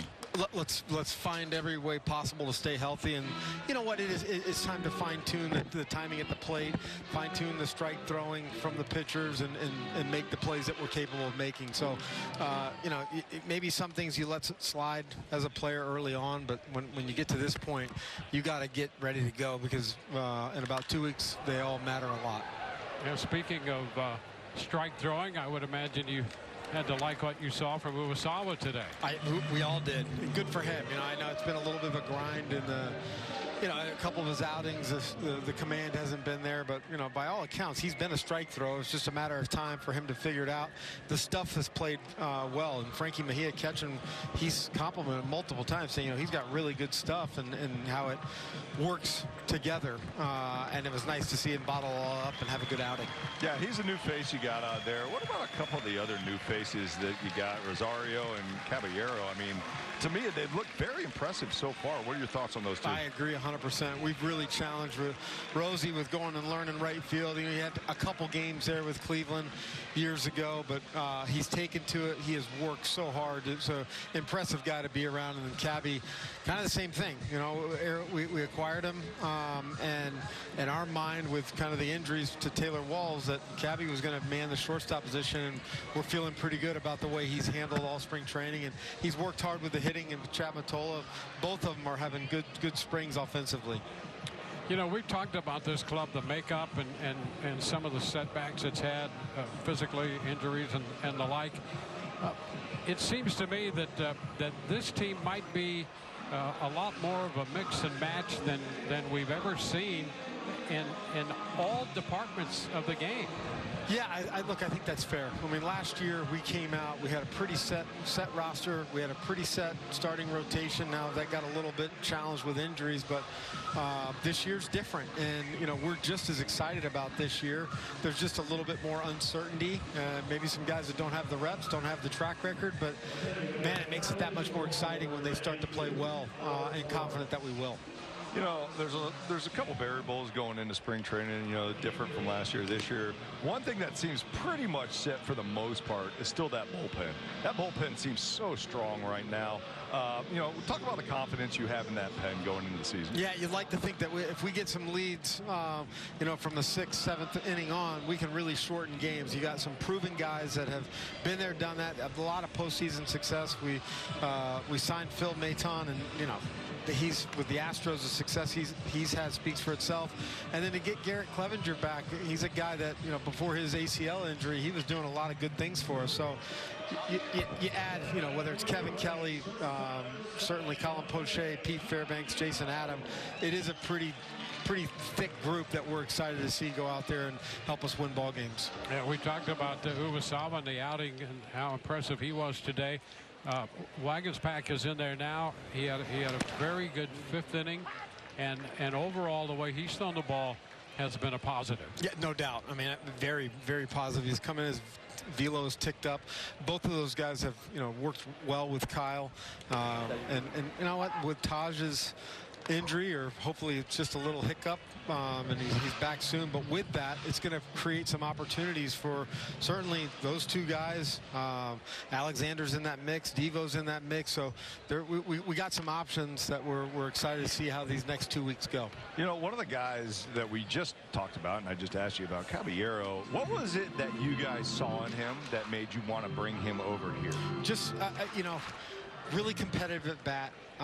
He's a baseball player. I remember Eric talking, and the scouts that went out and did the research on him. Like, he's going to find a way to win. He's going to find a way to beat the opposition, whether he's hitting, whether he's making a play on defense.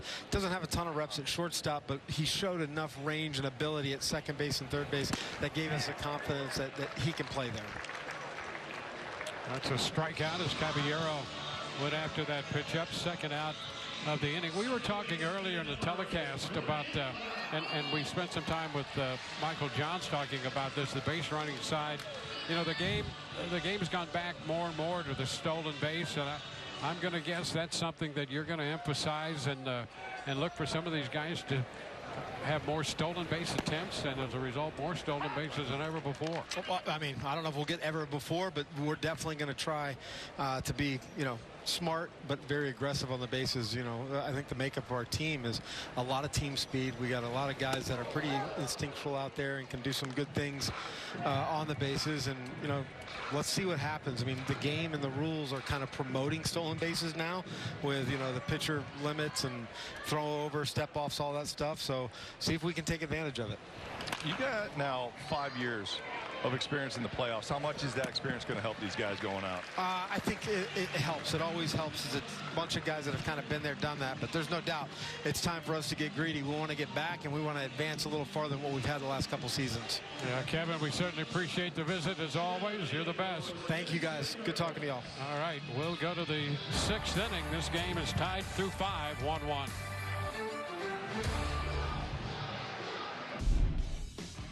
Tampa Bay Rays Spring Training Baseball on Valley Sports is presented by Suncoast Credit Union. Save more for what's next with Suncoast. And by your local GMC dealers. And by Advent Health.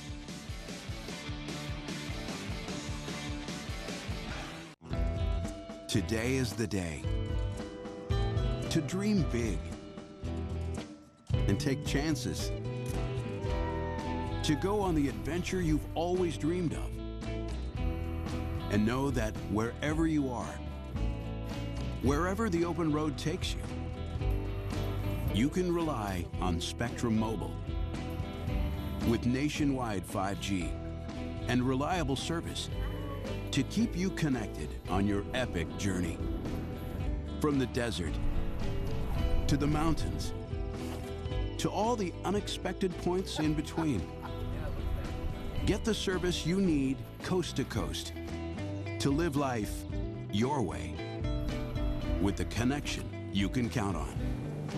Now you can get Spectrum Mobile for $15 a month each when you get 2 unlimited lines. Spectrum Mobile, where you want to be.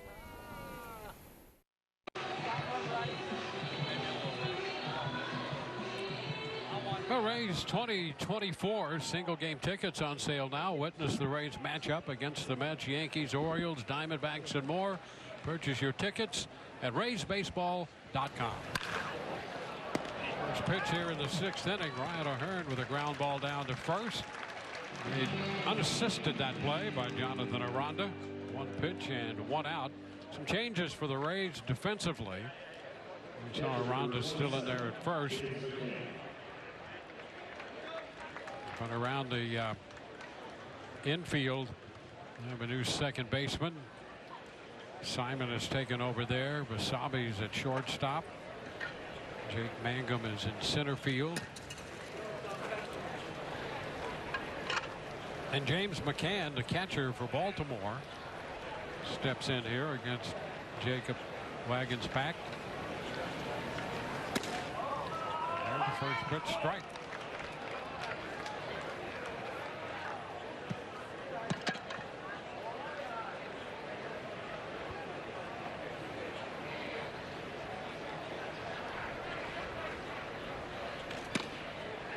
That's on the corner out there. You see Wagenspack doing a good job pounding that zone. You know, a 6'6" frame. A lot of times one of the things you struggle with is command, because we talked about it earlier in the broadcast. It's tougher to repeat your delivery with a larger frame. Wagenspack looks like he's pretty dialed in right here. In the center, Mangum is there, and he's going to make the catch. 2 up and 2 down.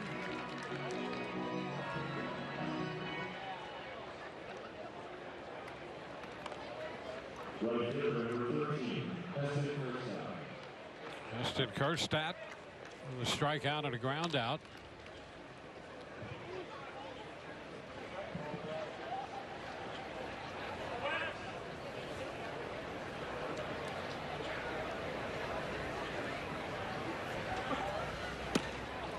And the first pitch is in there for a strike. Nothing but strikes so far here in this inning from Waguespack. You know, something unique that Waguespack does with the arm stroke that he has, he actually wraps. And so what I mean by that is when he takes the ball in the glove right there. And there's a sky-high popper on the infield.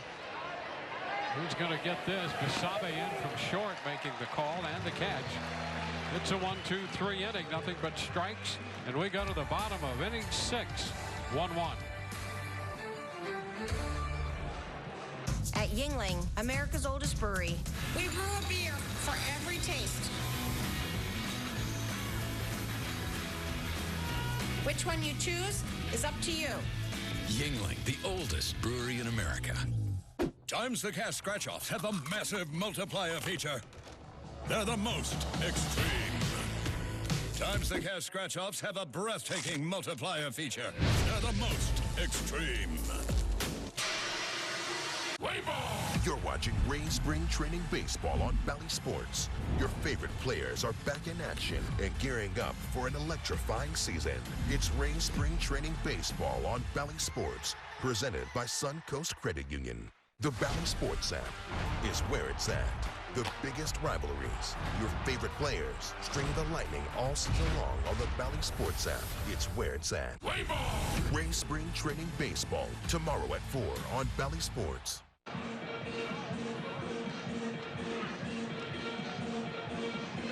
We go to the bottom of the 6th inning in this tie game, 1-1. Albert Suarez on the hill. He took over in the middle of the bottom of the 5th. Got the final 2 outs, and he'll work the 6th inning here. The Rays will have Ramirez to lead it off. Ramirez, then Jonathan Aranda.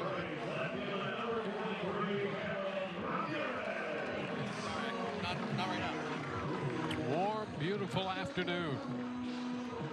Rays scored a run in the 1st. Baltimore scored a run in the 4th inning.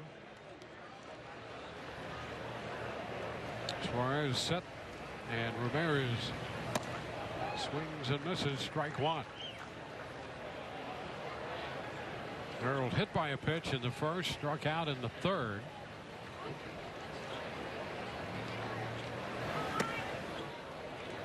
And he checked on that pitch a little bit wide, 1-0.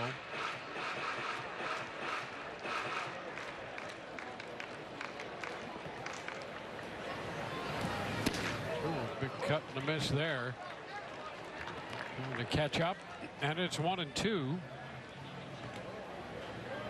Kobe Mayo's taken over at first for O'Hearn. And a high chop out towards second. Long, and with the toss to first. 1 out here. And so far as we can tell, that's the only defensive change so far by Baltimore. Well, I trust you. It always gets interesting in the middle part of these spring games when they start to slide some people in and out. Yeah, well, at least with 2 weeks left, you get a little bit less of the line changes. Yes, you do. Well, early in the spring when you got 7 or 8 or 9 guys at the same time. I got about 3 correct innings in my scorebook, and then I just tossed it out the window. 1-0 the count on Jonathan Aranda. He drove in the run for the Rays with a single to center in the 1st.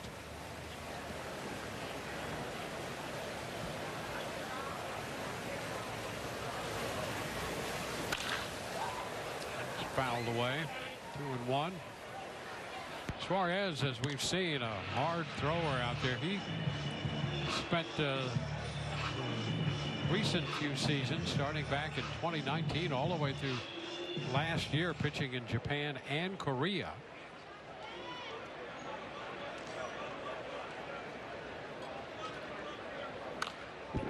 Aranda fights that one off.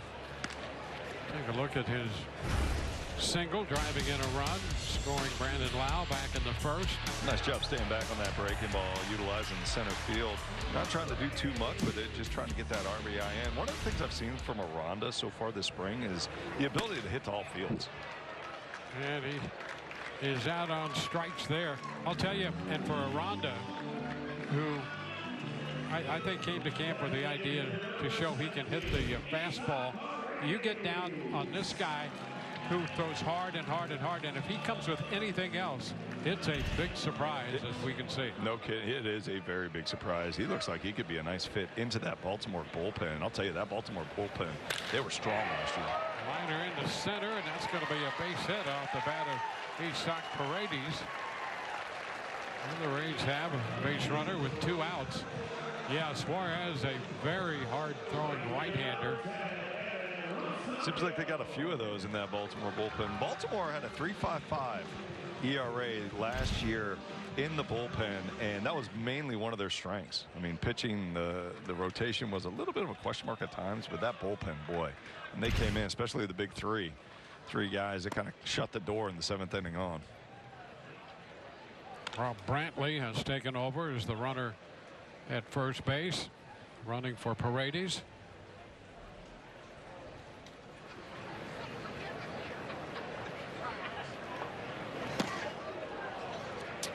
One. Suarez had an outing earlier this spring against the Phillies. 3 innings, 7 strikeouts, all swinging third strikes.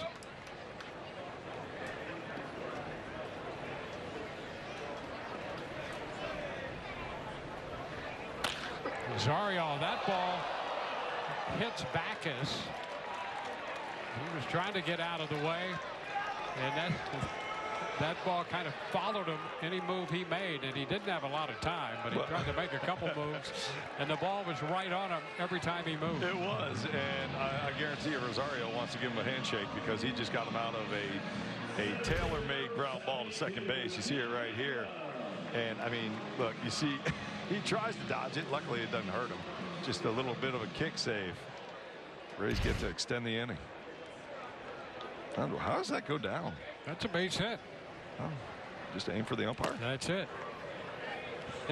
Here's Mangum now, first time up in this game. Jake Mangum.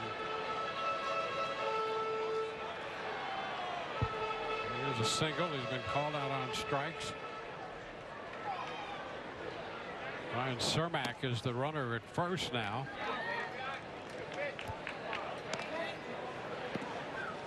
Rosario.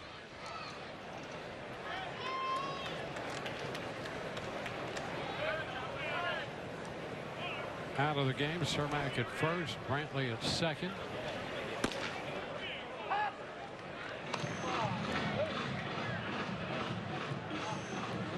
Two and one to count.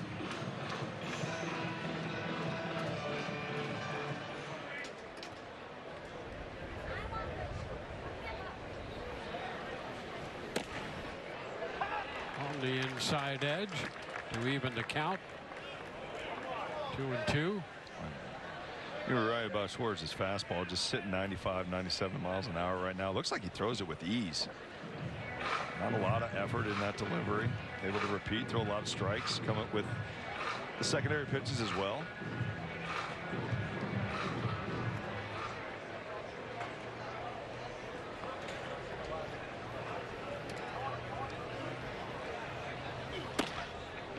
And that's inside, full count. With 2 outs, the runners will be off.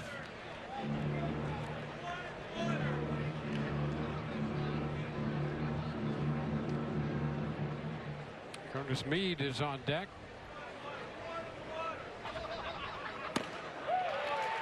And that will end the inning. Rays will leave 2. Strikeout for Suarez, 2 in the inning. We go to the 7th, tied 1-1. We watch the Rays games at home with our mom and dad. When the Rays hit a home run, our family goes crazy. That baby is gone!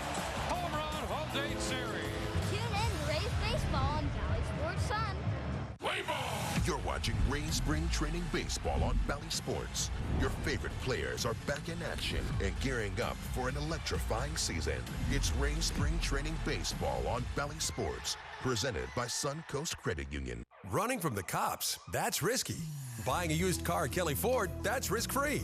Because at Kelly Ford, our used cars come with risk-free protections, including a 30-day exchange policy. Buy your next used car at Kelly Ford in Melbourne. Because if it's not risk-free, it's risky.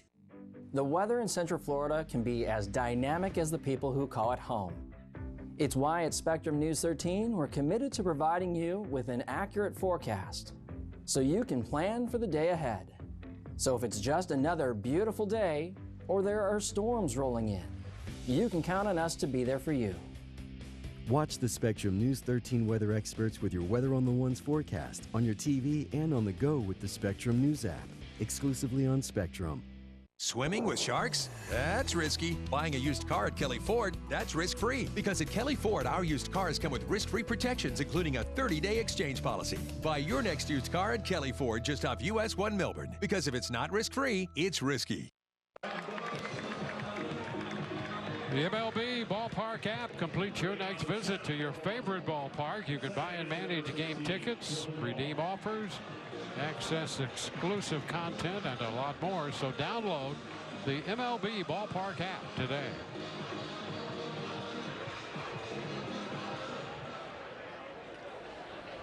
Well, today is definitely a bucket hat day. All that sun out there. Seeing a lot of nice bucket hats. Rays bucket hats. They had good ones last year. Colton Wong leads off, fouling away that first pitch. That's a solid there you one. go. Yeah, I need to get in that souvenir shop downstairs. Boy, there was a long line. I know. We went downstairs. It's like you're at Disney World waiting for the souvenirs. Right. There's the bucket hat. Another hat shot. It's a good day for it. Yeah, that's the straw hat is classic. I'm a big fan of the straw hat. They're just so comfortable to me. Oh, there's strike three call. Long call looking. Just a little business insider. Gary Nicholas has turned into the second coming of Arnie Harris, who was the great director for the Cubs with all of his hat shots. and just in the last 12 seconds, Gary Nicholas has set hat shot records. Yes, he has. Gary's stepped up his game today. Doing a good job paying attention all nine. Well, he got a good night's rest for a change. Yes, he did. Look at that. They got the crabs on. Okay. I saw an Indiana Jones fedora earlier. Loving these hats. 1-1 the count on McKenna. There's the Indiana Jones. There you go. Bring the bullwhip in the satchel. Up the right side. That's a foul ball. Brian Knight right on the money there. Just foul. You know what hat I got to get is the yellow lids that the Rays players are sporting. Maybe that one, the retro style. Yeah, that's good. I'm usually a snapback guy though, because I got that big noggin. And a right, and that ball is going to be caught. Ryan Cermak out there taking care of that one. So it's two gone. And Jackson Holiday.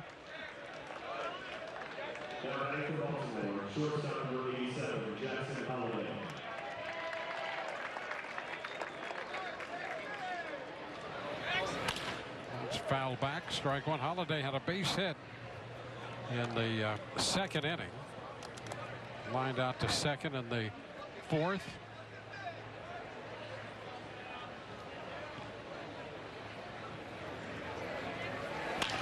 Ground ball down to first. It's handled by Meyer. He'll step on the bag, and another 1-2-3 inning. 9 up, 9 down for Waguespack. And we go to the bottom of the seventh. 1-1.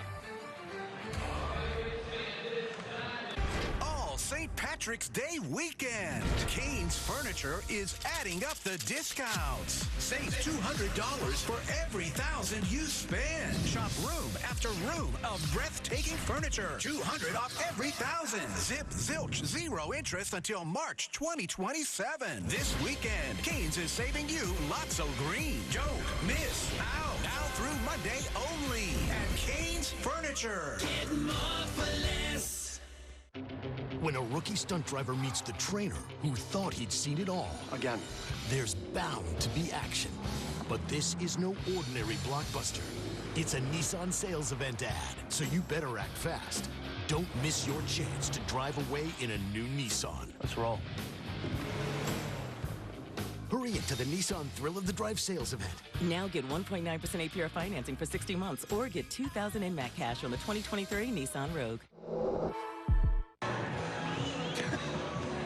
1-1 ball game, bottom of the 7th inning. Be in the know this year is a Rays insider. Register to receive Rays emails to get exclusive offers, latest updates on the team, and a lot more straight to your inbox. Become a Rays insider today at RaysBaseball.com/newsletter. Bottom of the 7th inning. Rays got a run in the first. The RBI belonging to Jonathan Aranda. Ryan McKenna's fly ball in the 4th inning got a run home for Baltimore. And that's it. And Kremer worked 4 1/3. Suarez has an inning and 2/3 under his belt. Hinojosa is going to lead off here. Taking over at third for Curtis Mead. Mead was hit by a pitch and lined to short. C.J. Hinojosa.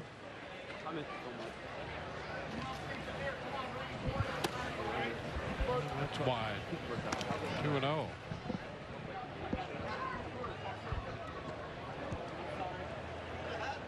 Alex Jackson is on deck.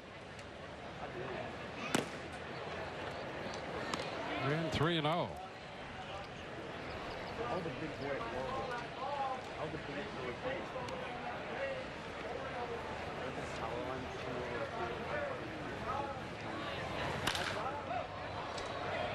Fouls that one away. Tell you what, I don't think I've seen a 3-0 take yet today. And I don't blame these guys. Get out there. Let's go. Swing it. That was a nice catch. Got the perfect game lid, a little pink on it. Yeah. Nice glove. This one's headed toward the corner and going to roll all the way back into the corner. Off the bat of Hinojosa is going to get a stand-up double to begin the Rays 7th. So there's an opportunity into the right field corner. Nice to see right there, going the opposite direction off Suarez. Fouled one off. And Suarez goes back with a fastball outside corner. You foul one off and you're late on it, and you go back as a pitcher to the outside corner with the same pitch. You think the pitcher or the hitter could make the adjustment and potentially keep that fair, and that's what happened. Really nice job with the leadoff double.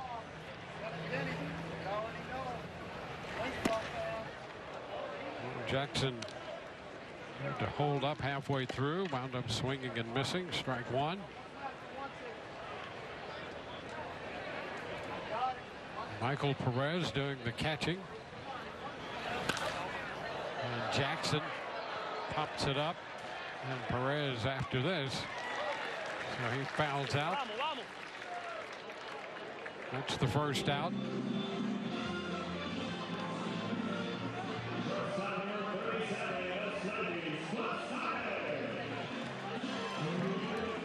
Anthony Servideo has taken over at shortstop.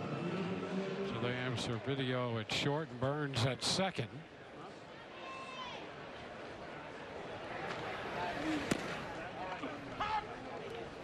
And now Basabe, who entered the game at shortstop for the Rays, replacing Caballero. Basabe getting his first plate appearance. And there's a line drive into right for a base hit. Hossa's going to head to the plate, and he will beat the throw, and the Rays break this 1-1 tie. Basabe with a single the other way, and it's a 2-1 ball game. You know, I really liked Basabe when he came up because of the hard hit contact ability that he had. He showed it off early. And, you know, right here, it was a great job of just barreling up Suarez to the opposite field to be able to go out there. You see the swing right here, nice and quiet, gets the foot down plenty of time. You get that foot down, you're going to be on time. Watch his foot get down early, and now he's able to drive that ball to the opposite field. Keeps his head on it. Very good approach right there by Slavis. Ronnie Simon, switch hitting infielder, and he takes a look at a pitch down, 1-0.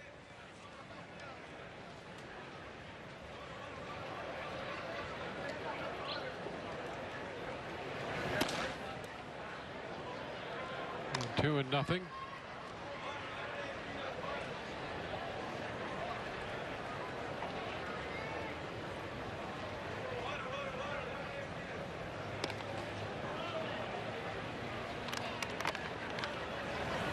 Upstairs, 3-0.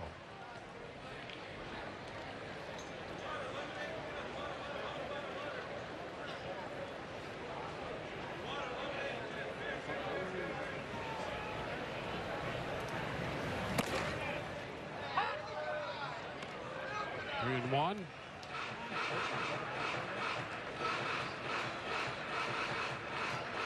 Once an hour is on deck.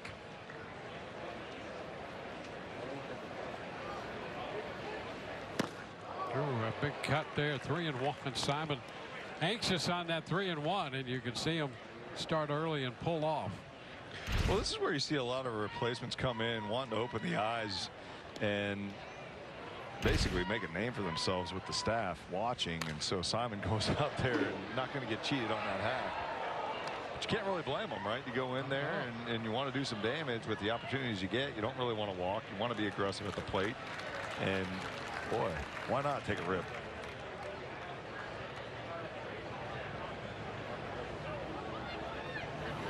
And that's going to be inside. Simon draws the walk, pushing Basabe up to second base. So 2 on with a run home, 1 out. And Mason Hour.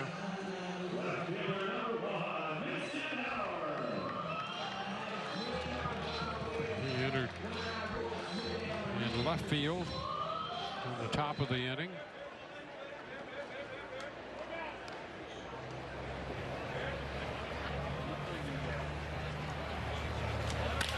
And there's a soft liner into left.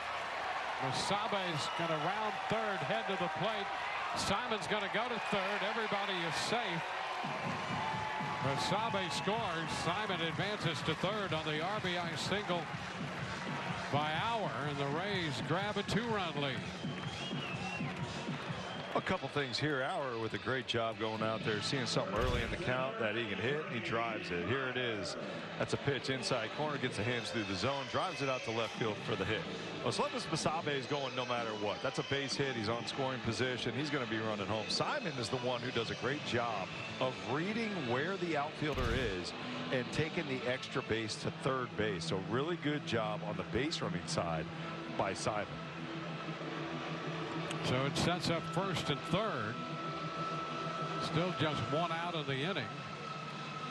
And Nick Meyer, who had taken over at first base for Aranda, will be the hitter. An extended visit to the mound. The Orioles talking it over on the hill.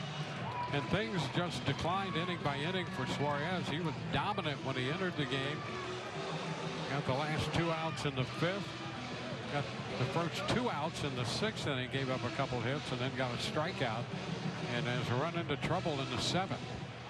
You know, it's more of the command too, right? The first inning we saw him out there, he was pounding the strike zone, mid-90s, with some good breaking pitches off of that. And now you see him fall behind a couple batters, 3-0, trying to work himself back into counts, and you know, it just has not looked as sharp with the command side of things.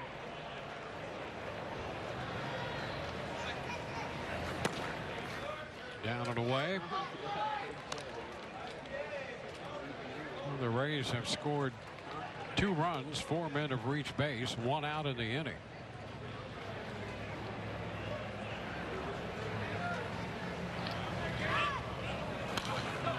pitch is fouled back.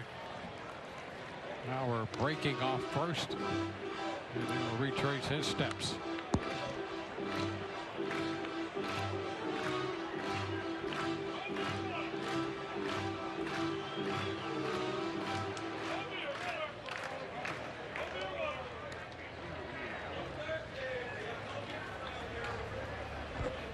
On 1. That one would not bite. 2-1.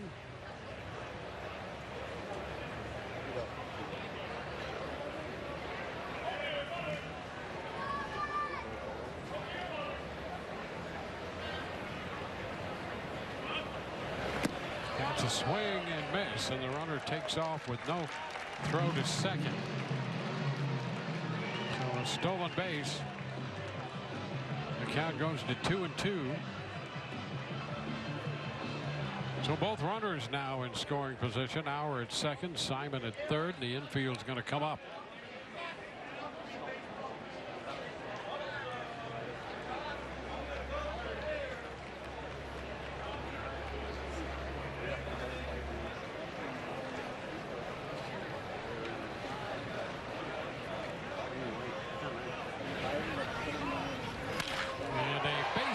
Through the drawn-in infield. Simon will score. Auer heads to the plate. The throw is offline, and the Rays tack on 2 more runs. Meyer picking up 2 runs batted in. The Rays make it a 4-run inning and a 5-1 ball game. Well, you immediately see what a stolen base can do, and we've been talking kind of about this throughout the entire day. The aggressiveness of the Rays, how athletic they are in the bases, and the fact that they stole that bag, had 2 base runners in scoring position. Meyer able to take advantage of it. All right, bangs his fastball down to the left field line, able to get that base hit and get 2 more RBI on the spring for him. And now Brantley, who entered the game as a pinch runner in the 6th inning, gets his first trip to the plate here. Strike 1. Paredes was in there as the DH today, and Brantley replaced him. 0-2.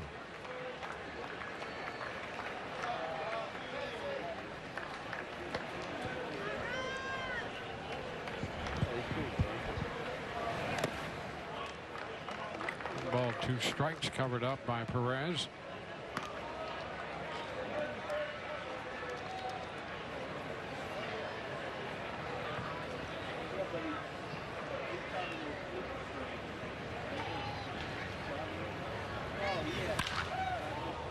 It's going to be foul the other way and out of play.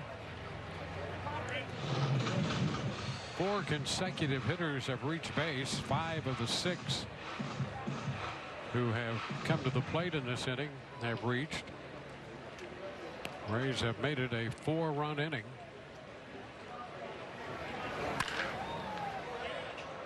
And Brantley fouls this one.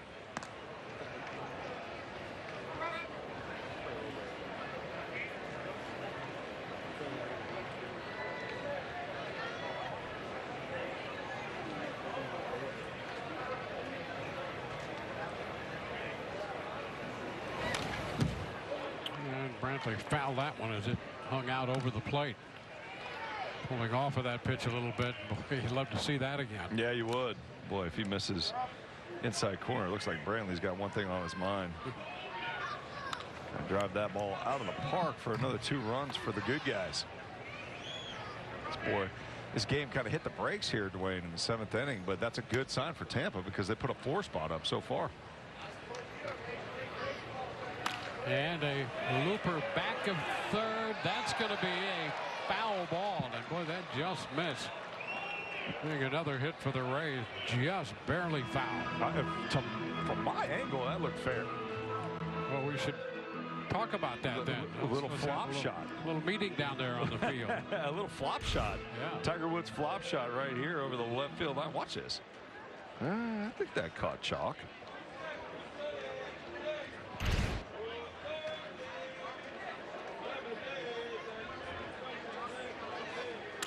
Broken bat, the foul ball up the right side this time. Well, there's nothing better than the feeling of a pitcher when you're out there and you break somebody's bat. And this is an 8-pitch at bat. It counts 1 and 2. 8-pitch at bat. Still going out there. Brantley doing a good job just hanging on. You know, speaking of breaking bats, I saw a highlight of Mariano Rivera the other day. Broke Ryan Klesko's bat 3 times in 1 at bat. Can you imagine that? Having to go back 3 times. If anybody could do that, it would be him. One of the gifts that the teams gave him when he was going through on his retirement tour was a chair made of all the broken bats he had. It was outstanding. That was great. Yeah, he was something else. It was a lot of fun to watch, and he made it look so easy. Yeah, could it be that easy? Only for him. Not for me. This one is down. 2 and 2. Yeah, I remember, watching him in Yankee Stadium. Travis Lee was out there, left-hander, and he looked at me after his at bat in the 9th inning. 10th pitch of the at bat is lifted into left, and that ball going to be caught for the out. And Travis Lee looks at me and he's like, I don't know why left-handers go up and try to even hit this guy. But he's like, I think the right-handers have a little bit more of an advantage, if you can call it that, because at least the ball's moving away from them. He said that left-handers, they just cannot pick up the ball, and the cut was so late that it should be an illegal pitch. Well, that's going to be it. A pitching change coming. What turned out to be, or started out to be, an impressive outing turns out to be a frustrating trip to the mound for Suarez today. The Rays have opened a 5-1 lead. Back in a moment. Tampa Bay Rays Spring Training Baseball on Valley Sports is presented by your local Buick dealers. And by Kane's Furniture. Get more for less. Shop now at canesfurniture.com. And by West Shore Home, America's most admired home remodeling brand. We see you, Florida sports bettors. You've waited, you've made yourself heard. It's time you get what you deserve. Sports betting is legal in Florida only on Hard Rock Bet. Live in Florida. Legal in Florida. Bet anywhere in Florida. Easy deposits. Fast withdrawals. Odds boosted as high as the blue Florida sky. Welcome to Florida's only legal sportsbook. Get a no-regret first bet when you sign up now. 5-1 ball game. The Rays with a 4-run 7th so far. The Orioles pitching change. How about that? Huh? I mean, everything looks straight on camera, right? From the center field angle, people are like, well, why don't you just hit that? It doesn't move that much.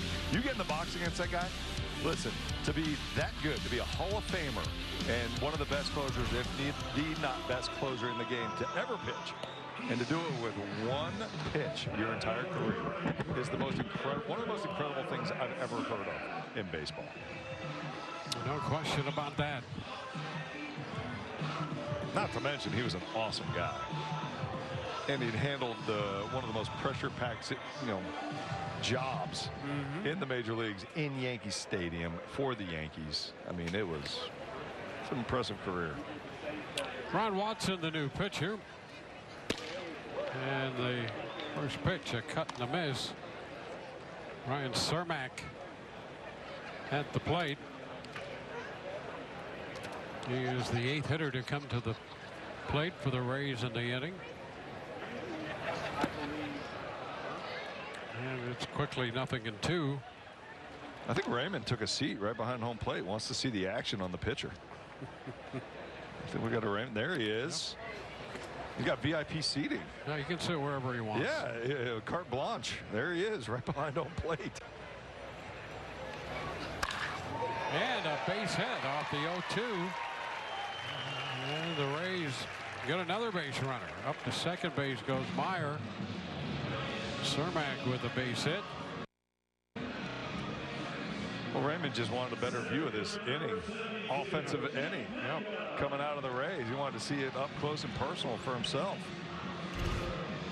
You're going to see the pitch. You see Raymond's reaction to it. He's loving life back there. Is that a schnoz he's got? A nose? What do you call that? Here's a fair ball off the bat of Jake Mangum. That's going to score Myers. Over to third base goes Cermak. And now the ball loose on the infield, and the Rays are going to get the additional run. Cermak crosses the plate. Magnum had stopped at second, and Cermak had stopped at third. And when the ball got loose, coming back in, the run scores. Well, things just falling apart here for Baltimore, no doubt. You know, see the base hit, first of all, and that ball stays fair, which is incredible that he was able to keep that ball fair. Bounces off to the right fielder, but this is where things get a little bit dicey for Baltimore. Ball comes in. This is the cutoff, and that allows for an extra run for the Tampa Bay Rays. Well, C.J. Hinojosa started this inning with a double, and now he bats again. The 10th batter of the inning for the Rays. In a 6-run inning. In a 7-1 game. Tap down to third. Long throw across the diamond is in time. 10 men come to the plate. And the Rays, who entered that inning in a tie game, now lead 7-1. It's time to get up and stretch. The 7th inning stretch on Bally Sports is brought to you by Suncoast Credit Union. Now stick around and watch the Rays get this win. Kids, the backyard is all yours. Wait, so we're gonna be the only ones without Wi-Fi? Well, now that we're Gillingers, we have a full house. What about the garage? Your cousins aren't here. We could show them the attic. No, it's way too hot. No, it's not too bad, sobrino. The basement? Grandpa? Unas palomitas, por favor. What? Alma, our old-fi reaches all the way out to the backyard. Live like a gagillionaire with more Wi-Fi square footage. I'll go get the laptops. Sleepover.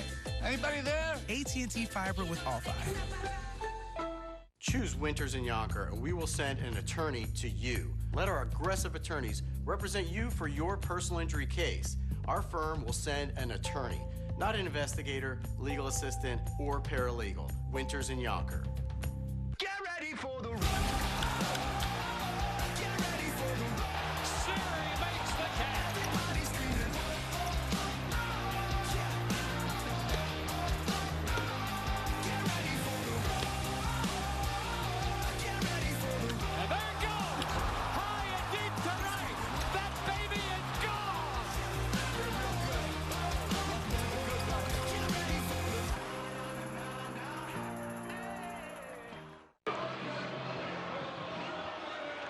Seven to 1 ball game. We go to the 8th inning. Uwasawa opened this game 4 innings. Wagaspak came on in the 5th inning. It's been 9 up and 9 down against him. 25 pitches spread over the 3 innings he's worked.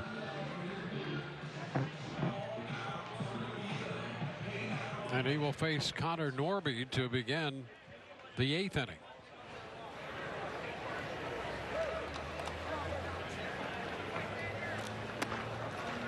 First pitch is a little low, broke over, but down and taken for ball 1.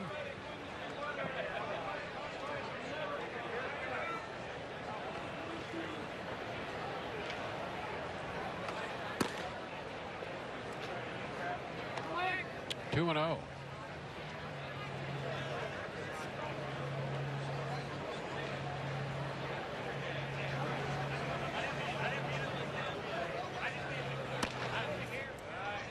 Upstairs. 3-0.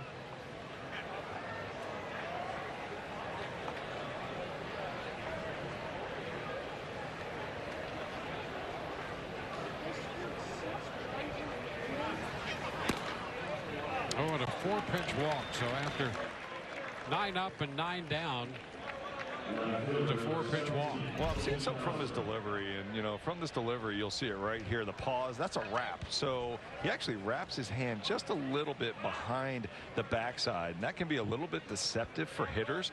Now, it can be also tough for a pitcher to make sure you're on time, because that takes an extra second or an extra click to get your hand up in the throwing position.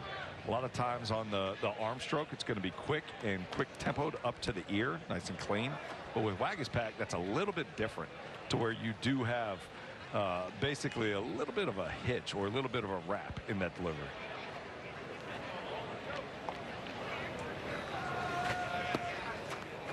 Well, the pitch is down, so a miss to Cowser. 6 in a row out of the zone for Waguesport.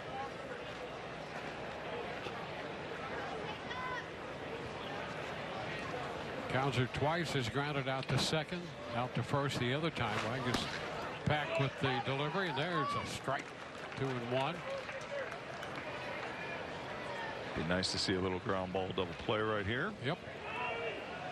Definitely a guy who can get that done. You see the leverage that he creates from that big body, but also the angle, right? You can throw it downhill like that. You can create a lot of ground balls.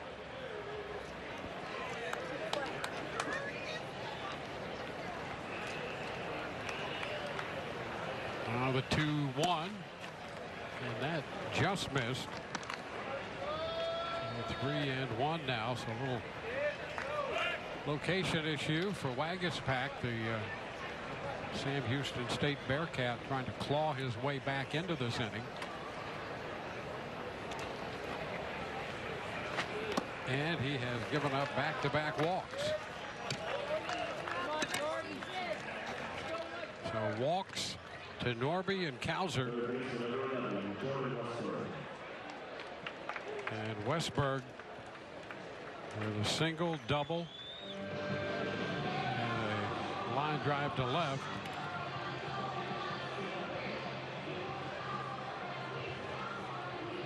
And a little visit out there on the mound. Yep. Waguespack has walked the Bearcat. He has. The Bearcat finding a way, scratching and clawing his way onto the base.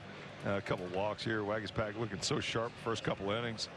You know, good time for Kyle to go out there, just slow him back down, get his mechanics back in order, and see if he can get a quick double play right here. A lot of times you just want to go out there as a pitching coach and remind the pitcher that you're one good pitch away from something happening in your favor. What this shows you, and anybody who's attempted to do this, and certainly those as you have at the major league level, when things fall into place, it looks so simple. It is never that simple. We were just talking about, Mariano Rivera and how simple he made it for so long in his career. It is not easy to go out there and pitch and play at any level, but to go out in the major leagues and pitch, and things can fall apart very, very quickly. That's why you have guys in your corner like Kyle Snyder, and these guys can go out there and just slow you back down. No matter how much time you have as a pitcher in the big leagues, things can still speed up a little bit on you. And just that reminder that, hey, look, take a deep breath, slow things down, get back into rhythm, and it only takes one pitch. When you realize it only takes one pitch to get out of a jam. Well, there's a pitch down to third, a ground ball, and the throw to first is in time to get Westberg. Norby into third base, and Fontana, who was the pinch runner at first for Cowser, moves up to second. So they're up there with one out.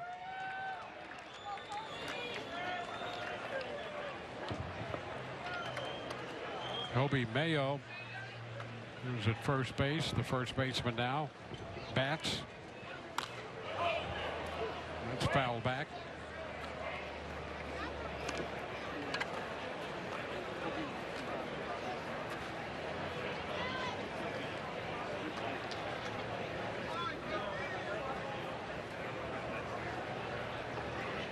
Eighth inning of this one, 7-1 game. The Rays lead. 1-1.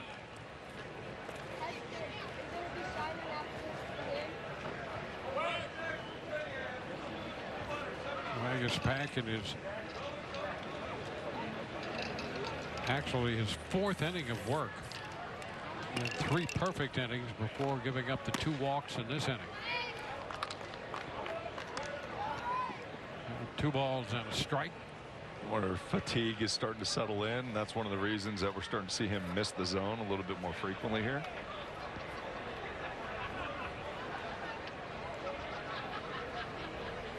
Ground ball, shortstop. And a throw to first after a look to third. The run scores, and they had time to get Mayo as Fontana moved to third. And Norby crosses the plate. So that makes it 7-2. Kevin Cash will come out to make a move here. And that's going to be it for Waguespack. We'll be back in a moment.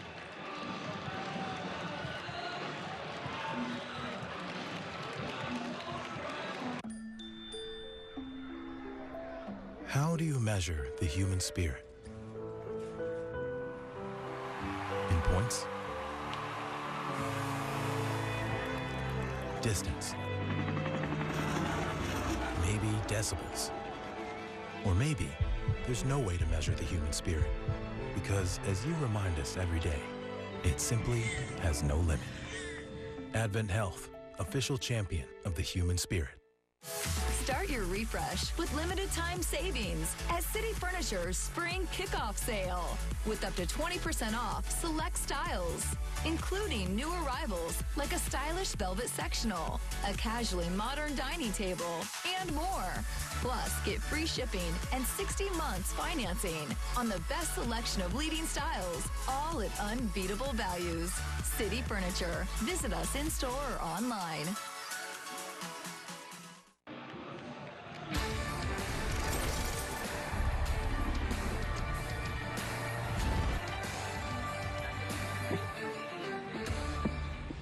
Spring training 2024 continuing as the Rays play host to the Baltimore Orioles.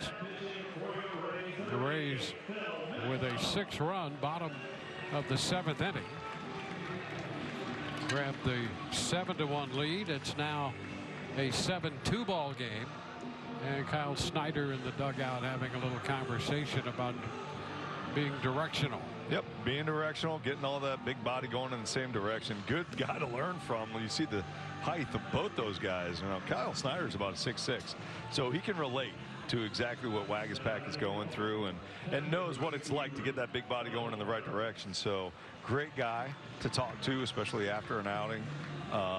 Another great guy to watch, Phil Maton coming in. Excited to see this guy. I'm excited about, you know, what he's going to bring to this bullpen. Runner at third base with a run home. Michael Perez, the hitter. The first pitch is a strike. Well, Maton brings an excellent resume and an excellent assortment of pitches and the ability to execute those pitches. He does. He does. The experience, the ability to go out there, and actually it's the feel for the breaking ball is what makes this kid elite. And he'll go out there and really the exit velocity on average is around 84 miles an hour, which is one of the lowest in the leagues. That means the weak contact rate is there for him. And the pitch inside, 1 ball, 2 strikes. Great spin rate on the curveball and fastball. Extremely hard to barrel up. He's not a guy who's going to blow by. He's a guy who's, you know, sit 90, 92, something like that. But with the feel he has on the breaking pitches, it just makes him one of those relievers that you can go into any situation, and the strikeouts in play, the ground ball double plays in play. You know, you can get any kind of outcome with him in the sequences that he can throw at you. How about this? Last year, the opposition off his curveball started the year 1 for 40 off the curveball. I'm not a numbers guy, but that's not really good for the hitter. This one is wide. 2-2. You dive into some of those numbers, and look, this guy throws his curveball 40% of the time. And to put that in perspective, his fastball he only throws 32% of the time. So he's coming at you with a curveball predominantly. Opponents hit 169 off that pitch last year. Up and away, and the count is full. His younger brother Nick, an infielder, has had some big league time with not only the Orioles but the Phillies and the Tigers.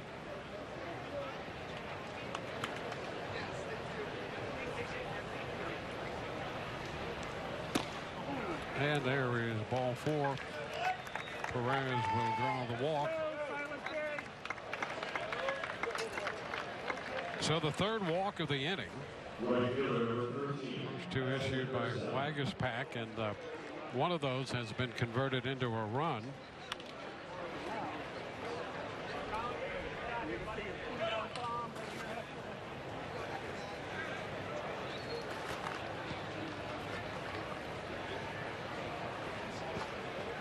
Kerstad, Mr. Kerstad, 0 for 3.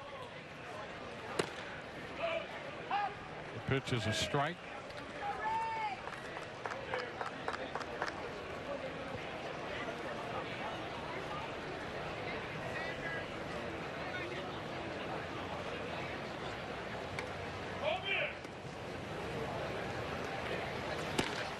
Big cut and a miss right there. 0-2.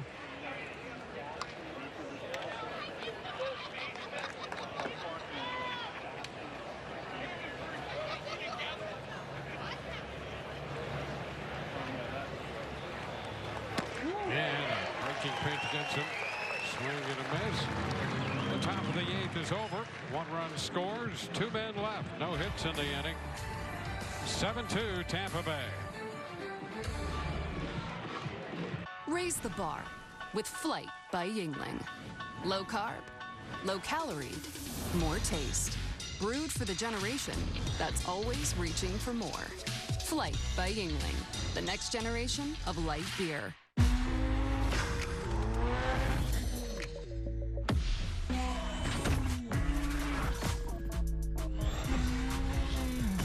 Hurry into your local Acura dealer for the Spring Into Performance event going on now. We watch the Rays games at home with our mom and dad. When the Rays hit a home run, our family goes crazy. That baby is gone! Home run, home date series. Tune in to Rays baseball on Valley Sports Sun. Play ball! You're watching Rays Spring Training Baseball on Valley Sports. Your favorite players are back in action and gearing up for an electrifying season. It's Rays Spring Training Baseball on Valley Sports, presented by Suncoast Credit Union. Houston Roth. 7-2 ball game. We're headed into the bottom of the 8th with the Rays holding the lead. They've out hit Baltimore 10-4. We got 1 run off Dean Kremer. 6 of those runs charged to Suarez. Ryan Watson came on, got through the 7th inning. And now, as we go to the 8th, the Rays, after sending 10 men to the plate in the 7th, will have Alex Jackson, their catcher, to lead off.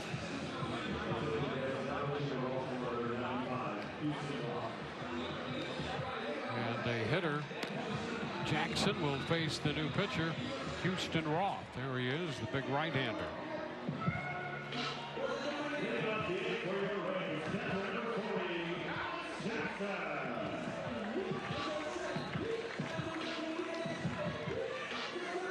Well, Jackson entered the game in the 7th and fouled out, so he's 0 for 1 on the day.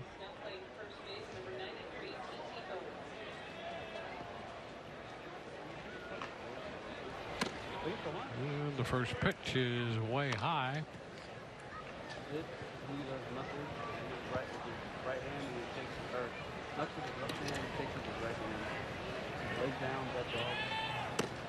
Upstairs, T.T. Bowens has taken over at first base. We got a Houston in there. We got a TT in there. Mixing it up a little bit here late in the game.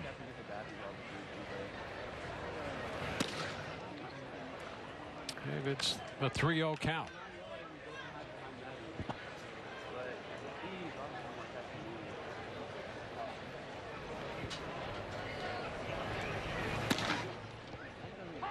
He takes a strike. 13 hits in the game. The Rays have 9 of those and 7 of the 9 runs. Felt like they all came in the 7th. Yes, it seemed as if they did. Well, 6 of them did.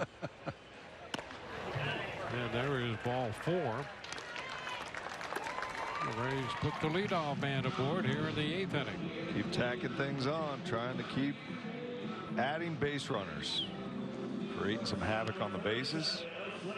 Slovis Basabe getting back up there. He had a nice hit earlier going the opposite way. We see some nice opposite field hitting today from the Tampa Bay Rays.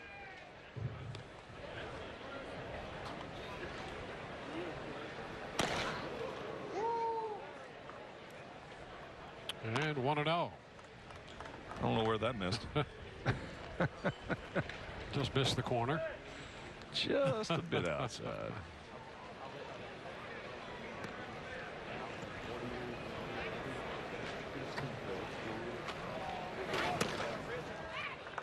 Upstairs, 2-0.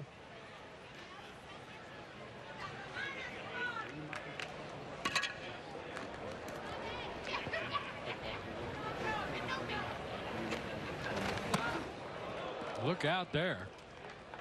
It's getting a little precarious. It is. You know, right now, this is a time when younger guys get into the game, maybe don't have a ton of experience, and it's very easy for some of these younger pitchers who haven't been in a big league setting to rush, right? When you're rushing, you're anxious, you're jumping toward home plate, and because of that, you're going to elevate a lot of pitches because your arm's not on time.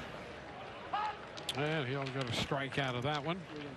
I can remember the first couple outings I had in spring training back at Al Lang, actually, which I loved Al Lang. It was great. Got to go out there, but boy, you talk about heart racing. 2-2.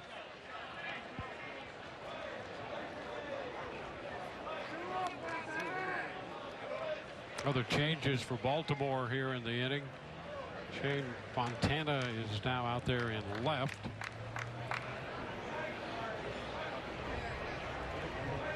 And Jake Cunningham over in right field.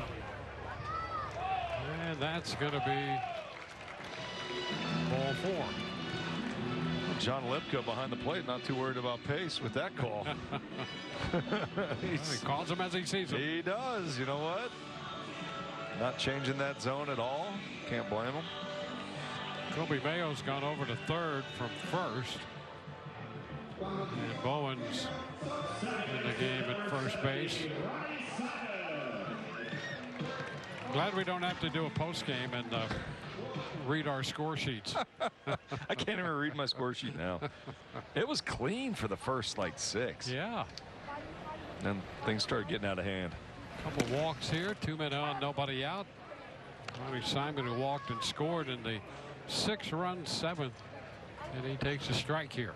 You lost me in the broadcast when Gary from the truck showed all that cheesesteak footage. Me cooking things up, which, by the way, I'm getting really good reviews. Yeah, well, maybe we should go back to that footage. It was fun. I did enjoy it. Enjoyed my time back there. I learned a couple tricks, you know, Montreal steak seasoning, Dwayne. I'll tell you. Wow. You can throw that stuff on anything. Is that right? Yeah. Well. Yeah. There it is. Oh, what do you know? There you go. What do you know? That's producing right there from Big Gary in the truck. Hey, and by the way, you don't want to break those patties up too early. If you do that, those are the ones we give Gary. Gotcha. Yeah. I learned off that first sandwich. Onions and peppers. Are you an onions and peppers guy? Love the onions. The peppers are not so much. On those. Not so much. Yeah. I know a guy who can hook you up on the next one. 0-2 popped up short left. Montana's going to be there to make the catch. What's the first out?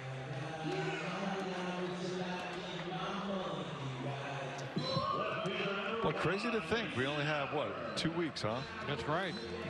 2 weeks left. This is about the time.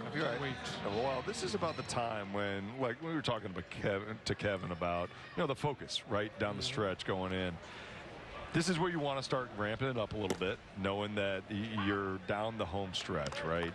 Yep. Starters are going 4 or 5 innings. Now you're getting stretched out. You got multiple ups. Your A bullpen is starting to roll in. We see Maton, right? We just saw the other day, we got Fairbanks coming in. We got Poche. Like, all these guys are starting to make their first appearances.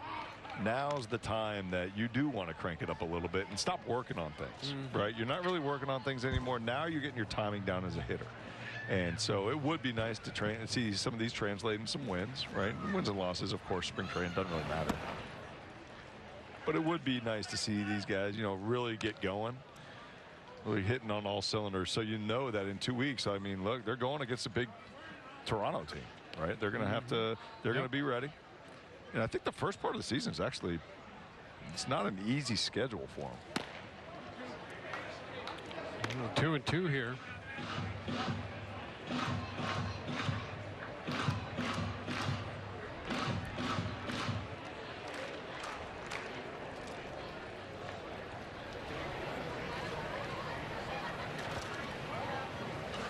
And it's right back into the screen. 2-2, 1 out with 2 men on.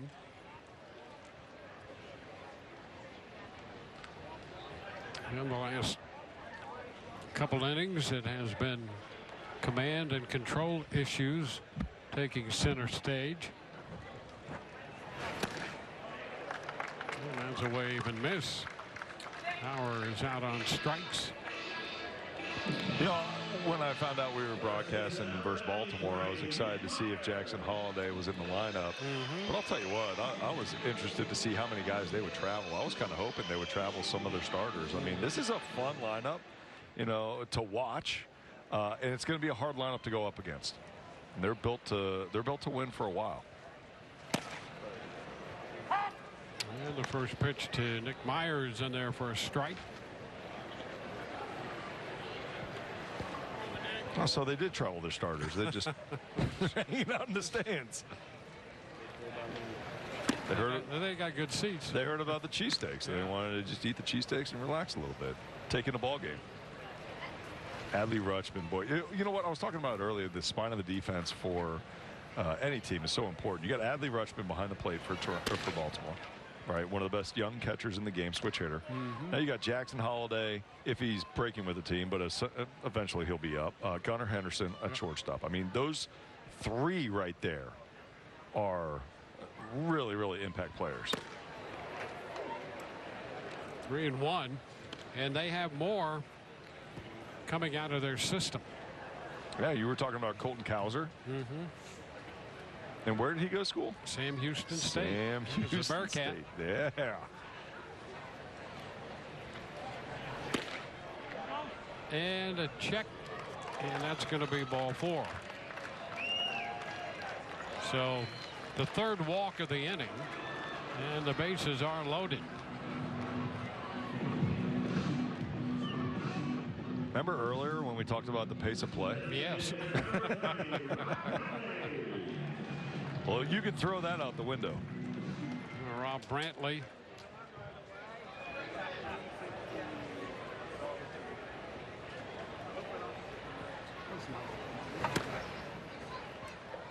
And that pitch is up and away.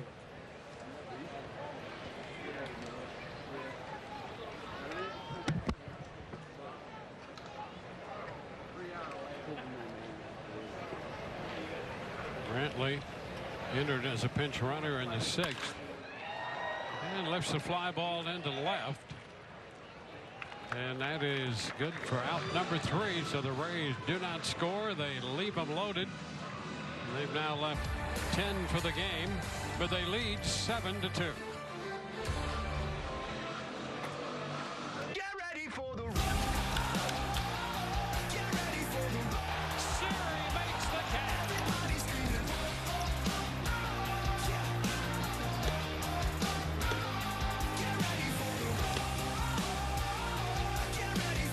And there it goes. High and deep to right. That baby is gone.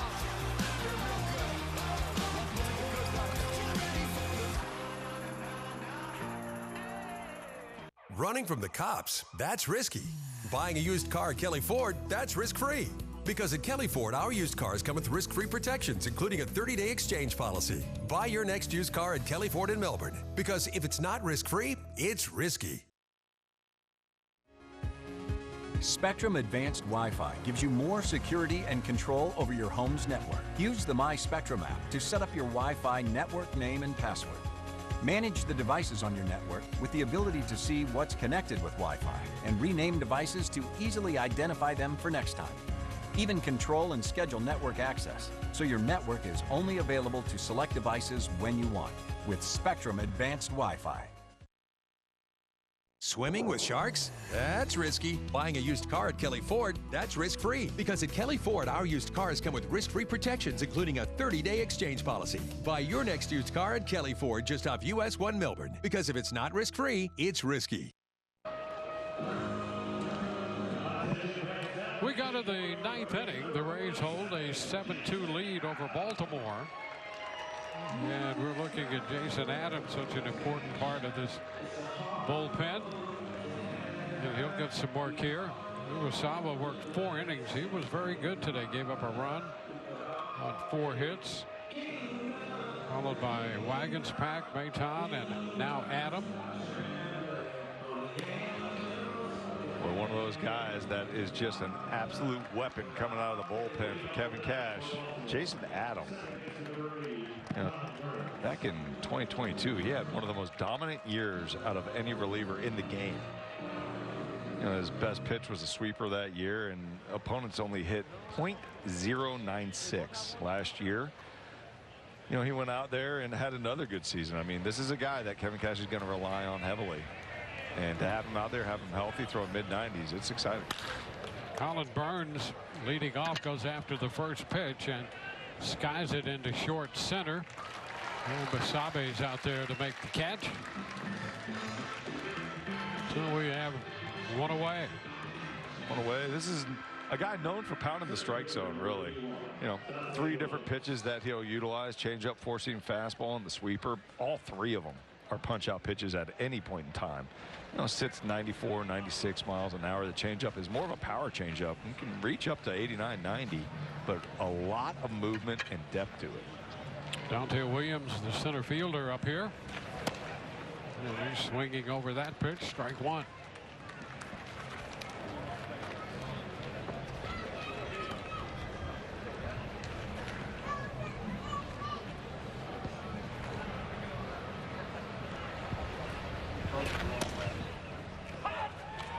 Oh, 2. A couple of quick strikes. And Williams getting time.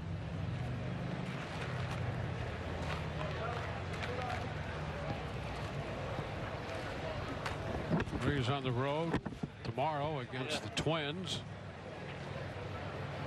And Sunday against the Pirates up in Bradenton. Chop to the left side. And they throw to first in time. That's 5-3. Josa taking care of that one. So 2 up and 2 down. And now Anthony Servideo. So he bats with the bases empty and 2 outs.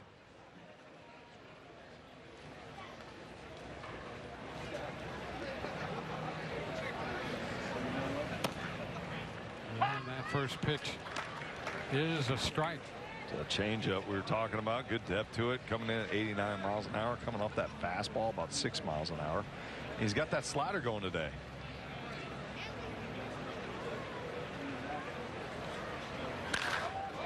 Shot back into right. And that ball is caught through in this ball game. Cermak got back to make the grab, and it's a 1-2-3 inning for Jason Adam, and the Rays win this one. It's a 7-2 final. 7-10-1 for the Rays, 10 left, 2-4-1 for Baltimore, 6 left. Wagons Pack will get the win. Suarez will take the loss. And they got it done in 2 hours and 32 minutes. The Rays win their 7th game of the spring. And enter this final 2-week stretch here where They're attempting to put the final touches on spring training, Doug. Well, I'll tell you what, they're looking like they're tightening things up. Offense came alive late in the game. Nice to see Uwasawa go out there and get some quality innings in. Saw a couple of A bullpen arms, Jason Adam, going out there and locking things down there in the 9th inning. Maton as well. Good stuff from the Tampa Bay Rays. So for Doug Wechter and the rest of our crew, this is Dwayne Stats. Hope you've enjoyed the telecast. Rays are winners 7-2, and we will see you again on Monday when the Rays play host to the Atlanta Braves right here in Charlotte County. So long, everyone.